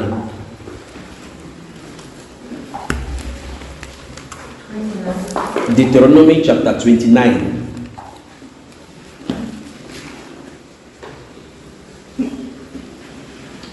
Que Dieu vous bénisse. Amen. Vous remarquez que toute question biblique a des réponses bibliques, non? Vous voyez que quand on pose la question de la Bible, on répond dans la Bible. Et prenez 100 questions, 800 questions, on ira dans la Bible de la même façon. Et voici ce que les hommes doivent faire. Vous posez des questions, on répond. Vous posez des questions, on répond. Vous ne pouvez pas venir au Cameroun comme ça, vous dites que le monsieur ci a pris mon terrain, je m'avais cassé sa maison là. Quand quelqu'un a pris ton terrain et qu'il y a construit quelque chose, la sagesse voudrait que tu passes consulter la loi du pays. Tu dirais, ok, quand on usurpe ma chose et sur laquelle on a bâti quelque chose, qu'est-ce qu'il doit faire? Tu peux consulter un spécialiste du droit. Il va te dire que c'est bien ta chose. Porte d'abord plainte. Première, je porte plainte avec adressement au procureur public pour trouble de jouissance. Donc quelqu'un est venu construire sur ton terrain. Maintenant, il dit, si tu partais cassé, il va dire qu'on va te condamner parce que nul n'a le droit de se rendre propre justice. Oh, c'est le reflet de l'être humain. Que si on te fait, bam, tu rentres, tu cours, tu rentres. La justice a été établie parmi les hommes pour résoudre ces problèmes. Donc si tu te substitues en justicier, quand on va finir de réprimer l'acte que tu as de vouloir réprimer, on va te réprimer aussi parce que toi-même tu as fauté en voulant corriger ce que l'autre a fauté. Vous comprenez? Mais quel est le point? Le point c'est que cette personne est allée consulter celui qui doit lui dire ce qui est. Vous me suivez, n'est-ce pas? Au lieu de prendre des propres décisions. Et c'est dans la Bible, c'est ce que les gens font. On entend une chose, tel a fait telle chose. Il dit, je ne fais pas ça, je ne fais pas ceci, je ne fais pas ceci. En de temps, tu fais comme ça, tu as lutté contre Dieu. Et Gamaliel a été sage, quand il a vu la chose, comment on a tapé les apôtres, il a dit que, vous savez mon avis, laissez ces gens-là. Ne courez pas le risque d'avoir combattu contre Dieu. Si cette entreprise vient de Dieu, vous ne pouvez pas le combattre. Amen. Si vous êtes dans Deutéronome chapitre 29, je vais dire, on va expliquer ce qui se passe avec Dieu, on va lire le verset dont je vais vous envoyer. Moïse est au sortir de sa vie, Dieu lui a montré qu'il va quitter la scène et il fait le résumé de tout ce qui s'est passé depuis leur sortie de l'Égypte en témoignant à Israël ce qu'ils ont fait. Dans le verset 1, 2 et 3, il parle de l'alliance qu'ils ont fait à Horeb et là ils étaient en plein mois, ils ont fait une autre alliance. Dieu a fait entrer Israël dans deux alliances particulièrement, l'alliance à Horeb sur la montagne où il a, si vous lisez Exode chapitre 19 et 20, où il a convoqué là-bas pour donner les lois. Vous êtes là-bas? Il y a un souci? Non. C'est dans Deutéronome. On dit parce que tu as fait quelque chose comme si tu voulais demander quelque chose. Ok. Donc, Dieu a fait avec Israël donc, les alliances. Dans le chapitre 20 d'Exode, où il a donné les 10 commandements que tout le monde connaît, c'était à Horeb. Et à un moment donné, dans la mort, il va encore les faire entrer dans l'alliance. Et c'est ce que Moïse a réitéré ici. Moïse leur dit au verset 2 et 3 que vous avez vu tous les miracles et les prodiges que Dieu a fait à Pharaon et en Égypte. Il dit que vous avez vu. C'est-à-dire qu'il a amené les Juifs en disant que vous avez été témoins. Mais remarquez bien les mots vus là-bas, de vos yeux. Vous avez remarqué ce qui est écrit là-bas? Il dit qu'ils ont vu. C'est ce qui est écrit dans votre Bible. Vous êtes d'accord avec moi qu'il a dit vraiment ça? Que Moïse a dit que vous avez vu de vos propres yeux ce que tu as fait à Pharaon avec les produits. Il a dit ça. C'est écrit comme ça. Très bien. Donc Moïse dit qu'ils ont vu. Donc quand Dieu faisait les miracles là et il frappait Israël, les gens à qui il en a parlé ont vu. Maintenant regardez, quelqu'un lit le verset 4. Mais ça commence par mais. Il dit mais jusqu'à ces jours. Donc pendant train de parler, il dit mais jusqu'à ces jours, quand je vous parle là maintenant, il dit l'Éternel ne vous a pas donné un cœur pour faire quoi? Ni les yeux. Alors je vous pose la question. Aaron il a dit qu'ils ont vu quoi? Ils ont vu. Et il a dit qu'ils n'ont pas quoi? Ils n'ont pas vu. Très bien. Donc ça dit que ce qu'il voyait là n'est pas le vrai voyant qu'il devait voir. Vous comprenez un peu ce que Moïse dit là? Donc, Moïse dit, vous avez vu les miracles, vous avez vu ceci. Mais il dit que jusqu'à ces jours, l'Éternel ne vous a pas donné un cœur pour comprendre. Vous voyez ça? Il ne nous a pas donné un cœur pour comprendre, ni des yeux pour voir. Mais voici des gens à qui on a dit obéissez au commandement. Si vous rentrez au chapitre 28 qui est tout avant, vous allez lire le verset 1 et 2, il dit voici les bénédictions qui viendront sur toi quand tu obéiras. Après ça, il va donner une série de bénédictions. Et de l'autre côté, il va donner une série de malédictions si tu n'obéis pas. Et il conclut en disant que maudit soit quiconque, après avoir entendu les thèmes de cette alliance, il n'obéit pas. Il a dit ça, non? Bon, quand il donne la loi comme ça, il dit que tu obéis. Et puis il dit, hey, j'ai oublié de dire que tu n'as même pas le cœur pour le faire. Et si tu ne le fais pas, tu es maudit.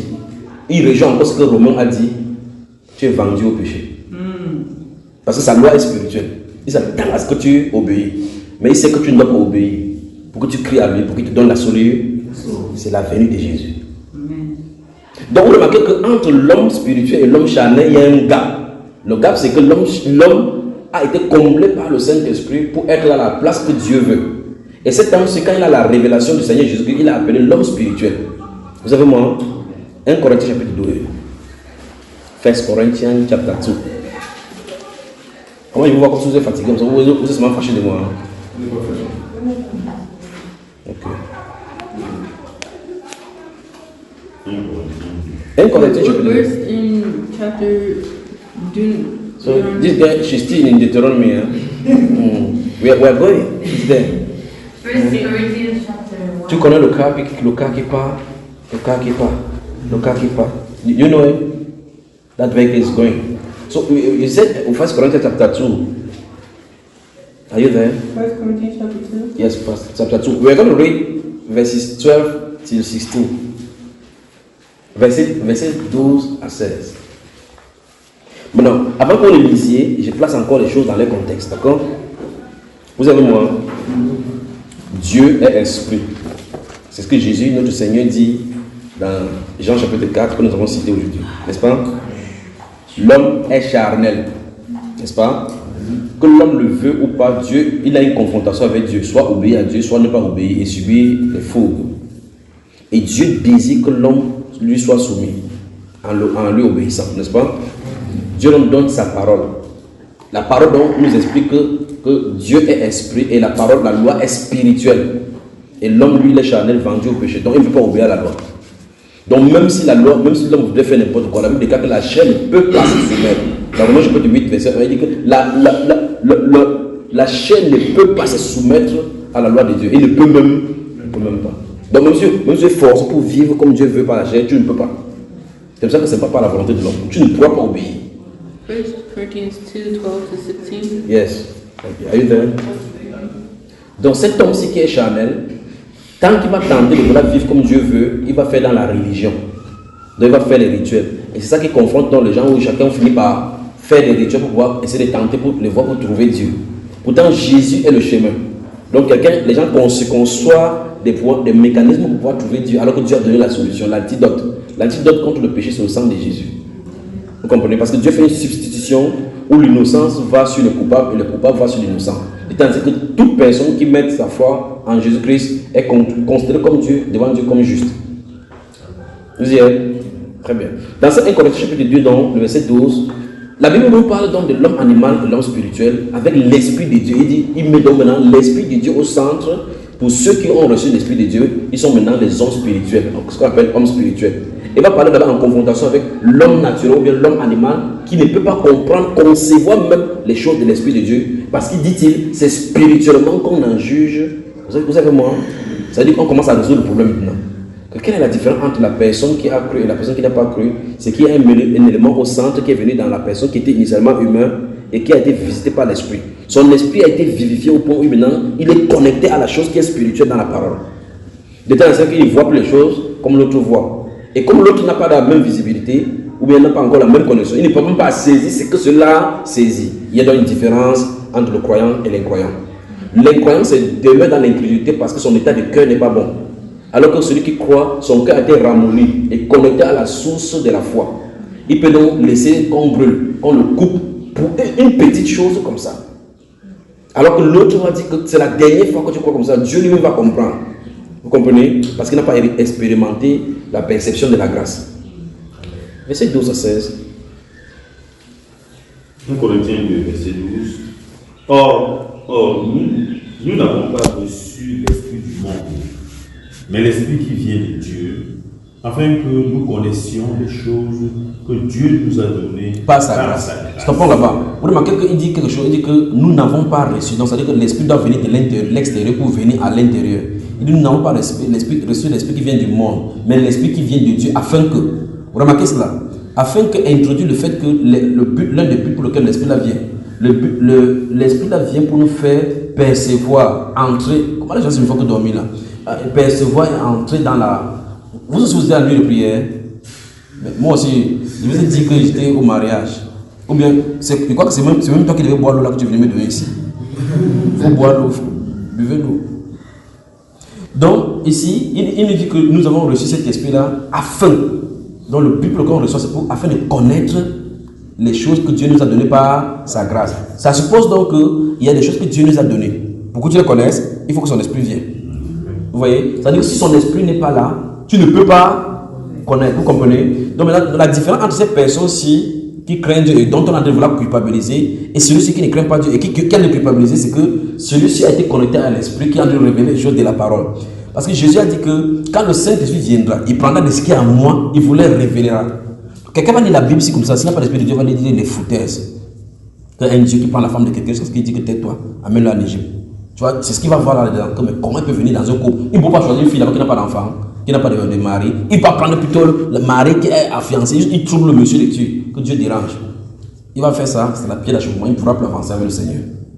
Mais moi je lis, il avait dit la Vierge enfantera, oui. On lui donnera le nom d'Emmanuel, oui. Jésus, c'est-à-dire que celui qui sont Dieu qui sont son peuple, oui. Moi je crois. Je suis un mouton de Jésus. Si vous n'êtes pas un mouton, c'est votre problème. Si vous êtes cabri, vous allez voir ce qu'il va arriver. Donc, vous remarquez qu'en croyant simplement au Seigneur Jésus, son esprit vient te connecter. Tout à l'heure, il citait un monsieur qu'on appelle Nathanaël, à qui on va aller dire, viens voir celui dont Moïse a parlé. Quand il est venu, Jésus lui a dit, voici un Israélite en qui il n'y a point de fraude. Il dit, Rabbi, d'où reconnaît-tu? Il dit, avant que ton frère t'appelle sur le figuier, je t'ai vu. Il dit, tu es le fils de Dieu, tu es le roi d'Israël. Il dit, parce qu'il était vu, tu crois, tu feras le plus grand que ceci. Donc, le fait qu'il s'est connecté, Dieu te vient encore davantage te révéler. Quand quelqu'un est connecté donc à la source qui est Jésus, vous montez, vous descendez, plus vous êtes dans la parole, plus des choses vous sont révélées pour faire grandir dans la foi. Donc, c'est pour ça que la Bible déclare que grandissez dans la connaissance du Seigneur Jésus. Tu ne dois seulement dire, en 1985, j'ai cru. Jésus allait à la croix, il est mort pour nos péchés. Oui, il allait à la croix, il est mort pour tes péchés. Et depuis, ça a changé quoi? Quelle est la suite? Est-ce que tu sais qu'en tant que cela, ça veut dire que les sorciers ne peuvent plus les dominer? Mais tu finis, depuis que tu as compris, on n'a plus ton coup, tu parles, plus pouvoir.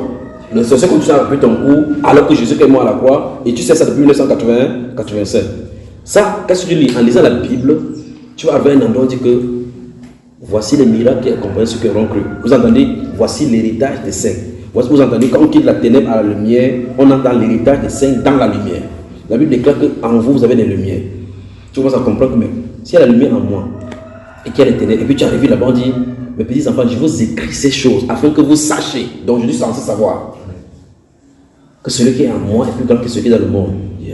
Pourquoi le pauvre me poursuit? Si le pauvre me poursuit dans les rêves, je fuis jusqu'à.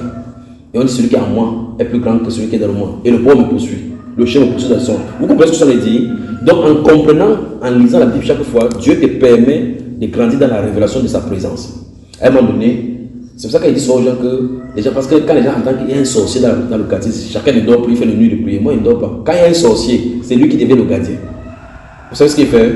Quand c'est qu'il y a un sorcier dans la maison, dans cet immeuble-ci, c'est qu'il ne doit plus prier. Je dors désormais, c'est lui qui doit veiller sur lui. Parce qu'il y a quelqu'un qui veille sur moi. Il doit veiller sur sa vie pour ne pas tenter de m'attaquer.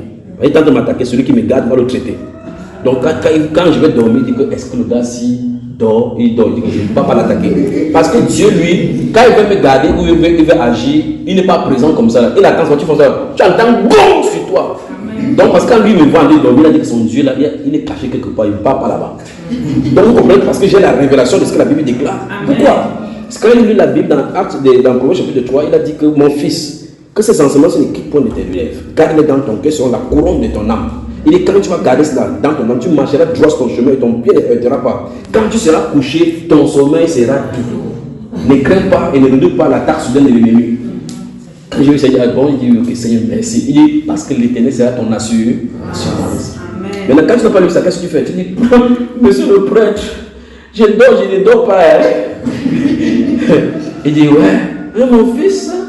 Il va prendre l'eau qu'un démon puisse se dire, tu vas dormir mon fils. Après il te dit que va là-bas, tu achètes le sel pour 4000 et puis tu donnes 200 là. Tu vois l'argent commence à entrer là-bas. On commence à payer la protection. Donc tu peux acheter des bagues ou quoi que ce soit pour mettre à la maison. Vous avez vu avec une bague, avec quoi que ce soit.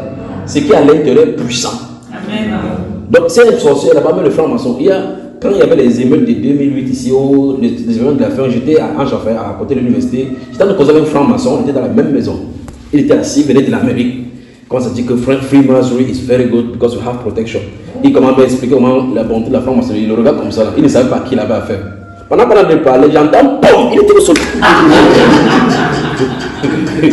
Parce que ça tirait de partout. Et quand on se dit sur l'autre côté, hey, lie down.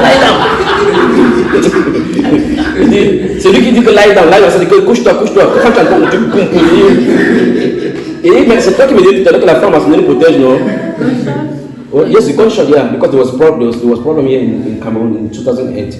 So there were gunshots everywhere. Et comme j'étais dans la zone de l'université, c'était chaud là-bas. Oui, là-bas c'était. Oui, c'était chaud. Tu entendais les autres partout. Et moi, en réalité, cette période-là, moi, je m'en foutais. Je sortais comme il sortait. Il marchait avec ma Bible comme ça. Il sortait, il partait prêcher. Il rentrait à 1h, on assassine quelqu'un là-bas. On me dit qu'on a assassiné quelqu'un. Je marche avec ma Bible, même ma Bible, comme vous voyez là. Même ma Bible, je passe dans la rue, il y a le songo comme ça, les maïs. Ceux qui filment là. Je vois un jour, ils sortent de marcher dans la route, la piste pour rentrer. Moi, je vais entendre, oh, c'est quelqu'un qui sort là-bas, il dit qu'on va.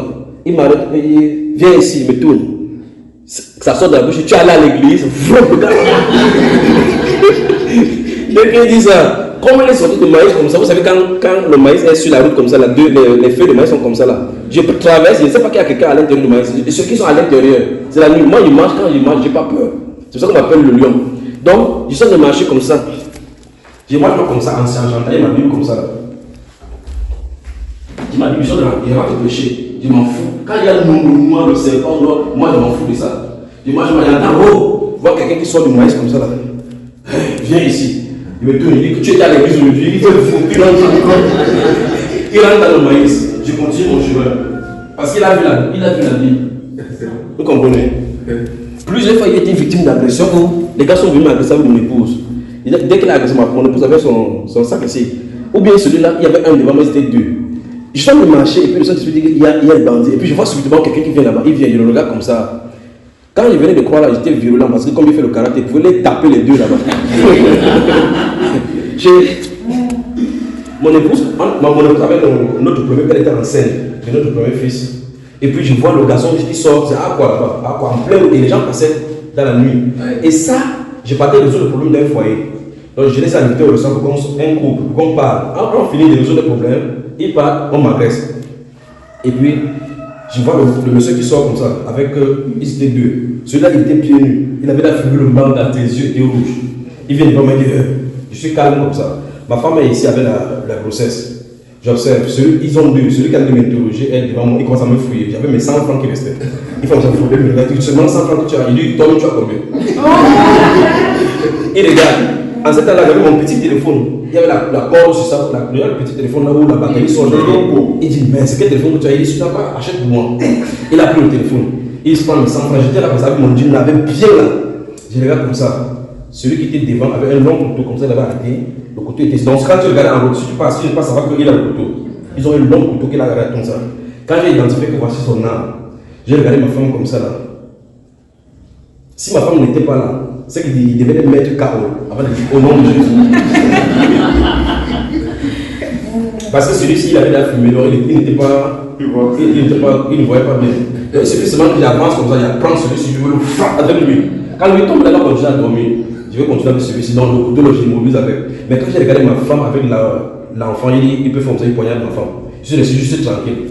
Et je suis resté tranquille maintenant. J'étais en train d'observer maintenant le bandit. Quand on était en train de le confronter, beaucoup de versets bibliques venaient par rapport aux lieux sombres du pays et autres là-bas, et ainsi de suite.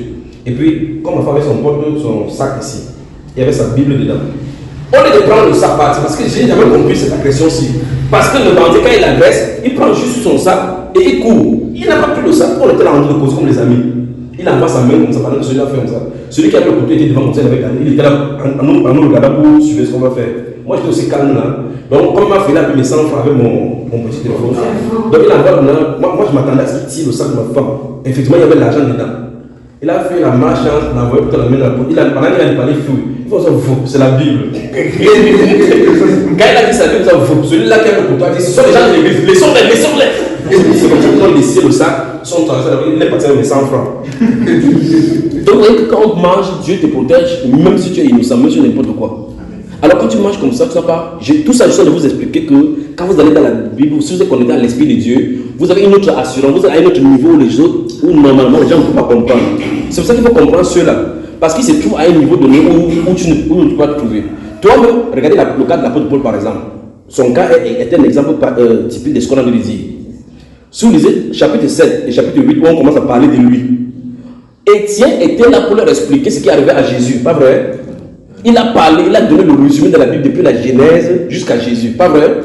Il dit que dans leur prédication, ce qu'ils ont reçu, ce qui les a énervés, c'est quand il a fait comme ça. Il a dit, voici, je vois le ciel ouvert et le Fils de l'homme debout devant la droite de Dieu.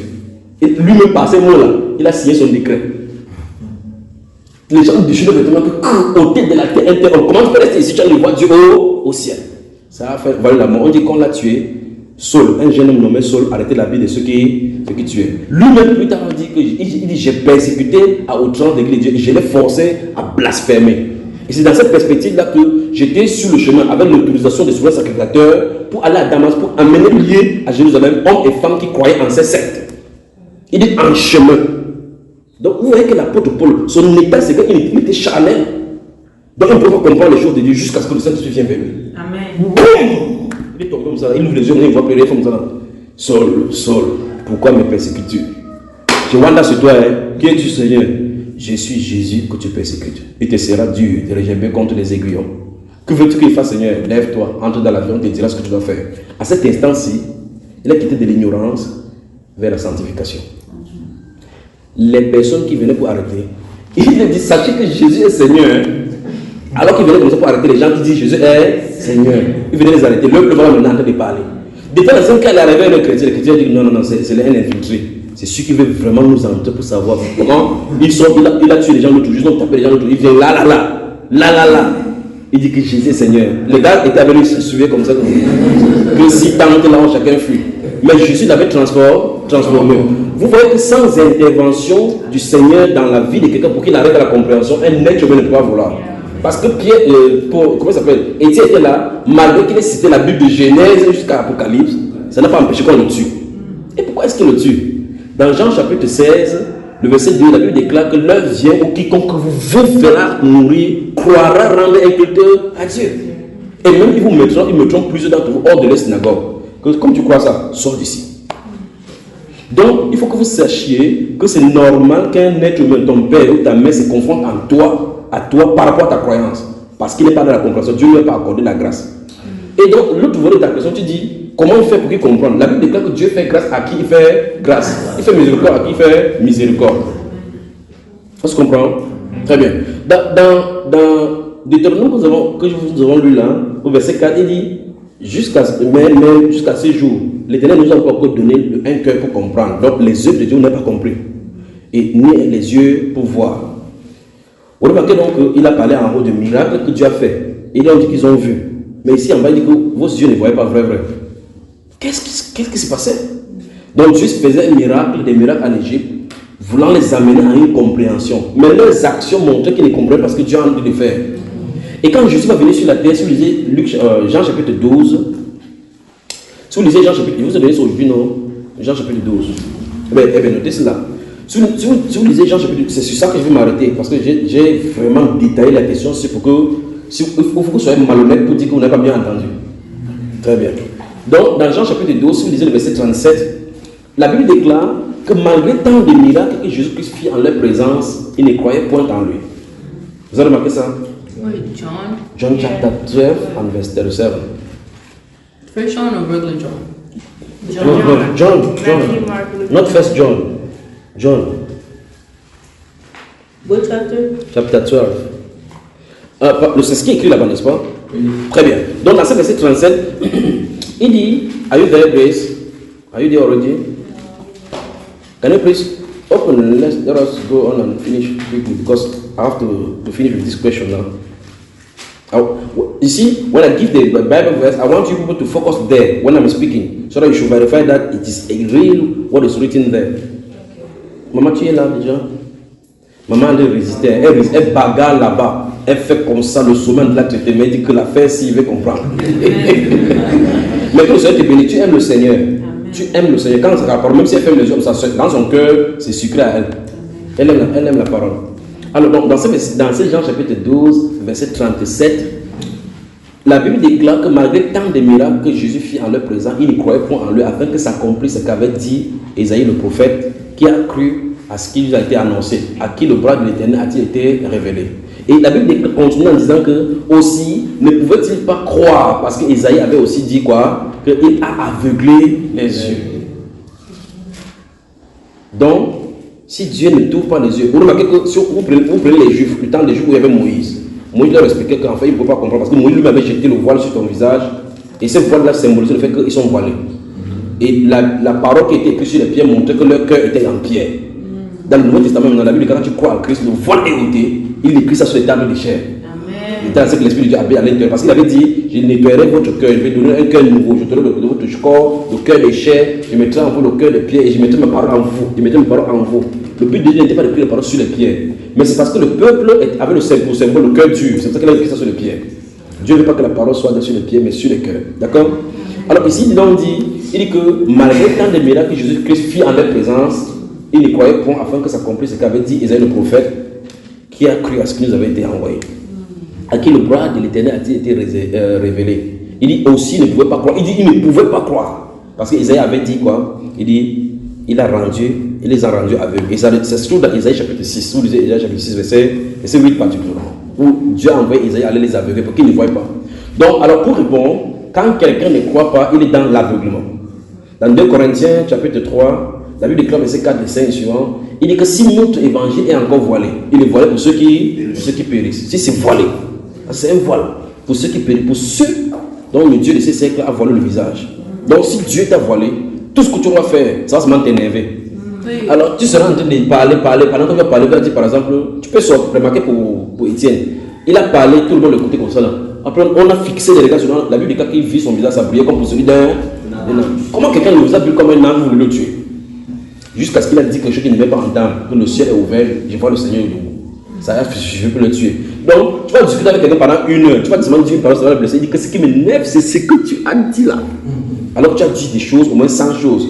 Il dit que peut-être, prenons un enfant qui a des difficultés avec son père. Il dit, papa, même si tu me tues, ça me fait absolument rien, tu n'es plus mon père. Il dit, ah bon, je suis plus ton père. Donc tout ce qu'on a dit là, c'est seulement la partie là qu'il va prendre. Quand il va voir n'importe qui va dire que mon fils m'a régné, que je suis plus son père. Alors que tu as essayé d'expliquer dans un contexte pour dire que quoi? Qu'il y a père qui est Dieu, il y a père qui est toi physique. S'il faut choisir entre père, mon vrai père, c'est Dieu. Il n'a pas dit ça aux gens. Il a dit que je ne suis plus son père. Et chaque personne qui va entendre va se demander, l'enfant va dire que son père n'est pas ça. Tu vas beau expliquer n'importe comment, ce sont les hommes animaux, ils ne peuvent pas recevoir les choses de l'esprit de Dieu. Parce que le vrai père en vrai, de tout être humain, parce qu'en réalité, quand vous croyez, si dans une maison vous croyez tous, voici une femme, voici son enfant. Comment tu l'appelles? How do you call her? Mommy. Maintenant, regarde, tu vois ça? Ça c'est charnel. S'ils vont devant le Seigneur maintenant, who is God for you? My Heavenly Father. Yeah, Heavenly Father. Who is God for you? Donc, les deux viennent de me dire que le Dieu du ciel, c'est le Père. Donc, finalement, ils sont comment là-dedans? Donc, tu vois que finalement, c'est ça, c'est en Christ là. Tu vois? Donc, si les gens ne combattent sur la terre, ils ne comprennent pas qu'en réalité, ils sont tous pères. Donc, on est comme ça dans la famille. Quand ils sont des prêcheurs à la maison avec mon premier fils, il a 11 ans. Quand il parle, il dit oui, le frère Junior. C'est mon fils qui dit ça. Il dit frère Junior, j'ai une question. Il dit oui, mon frère. Oui, ça vous fait rire, mais c'est la norme biblique. Parce qu'il a dit que vous êtes tous frères. Il n'a pas dit que vous êtes tous pères et frères. Il a dit que vous êtes tous frères. Parce que si je crois, mon épouse est ma soeur en Christ. Puisqu'elle est chrétienne. Si elle se plaint, si on a des problèmes, elle se plaint à qui? À son père, non? Son père, c'est qui? C'est Dieu. Moi, j'ai mes problèmes, elle n'est pas plainte à qui? Quand il va venir, il va dire que mes enfants, venez. Il a dit que homme et femme. Il a dit que mes enfants, venez. Donc, en fait, pour montrer comment Sarah et Abraham étaient frères et sœurs, c'est pour ça qu'ils ont pris le mariage comme ça, pour vous montrer ça. Que malgré que vous soyez mariés, vous êtes frères et sœurs. Donc voilà les enfants qui sont sœurs. Quand il va dire, ma sœur en Christ, comment ça va? Si quelqu'un regarde et te dit que l'enfant là est un manque de respect. Mais pourtant c'est la Bible. La seule possibilité que vous dites que s'ils ne sont pas frères et sœurs, c'est qu'ils aient deux pères spirituels différents. Mais maintenant, manifestement, ils ont le même père. Et s'ils ont le même père, ça suppose qu'ils peuvent prier le même père, même s'ils ont des incompréhensions, le père va les diriger. Vous entendez? Amen. Que Dieu vraiment vous bénisse. Fermez-nous la Bible. J'en ai fini avec cette question. Alors, est-ce qu'il y a dit quelque chose qui n'a pas paru clair concernant cette question? Donc, vous avez été satisfait? Donc, dans ce cas, je propose que vous preniez une pause d'1 minute seulement, le temps que vous dégousiez les jambes, et puis on revient encore. D'accord? Très bien. Où on est ici? Ça, aide-la.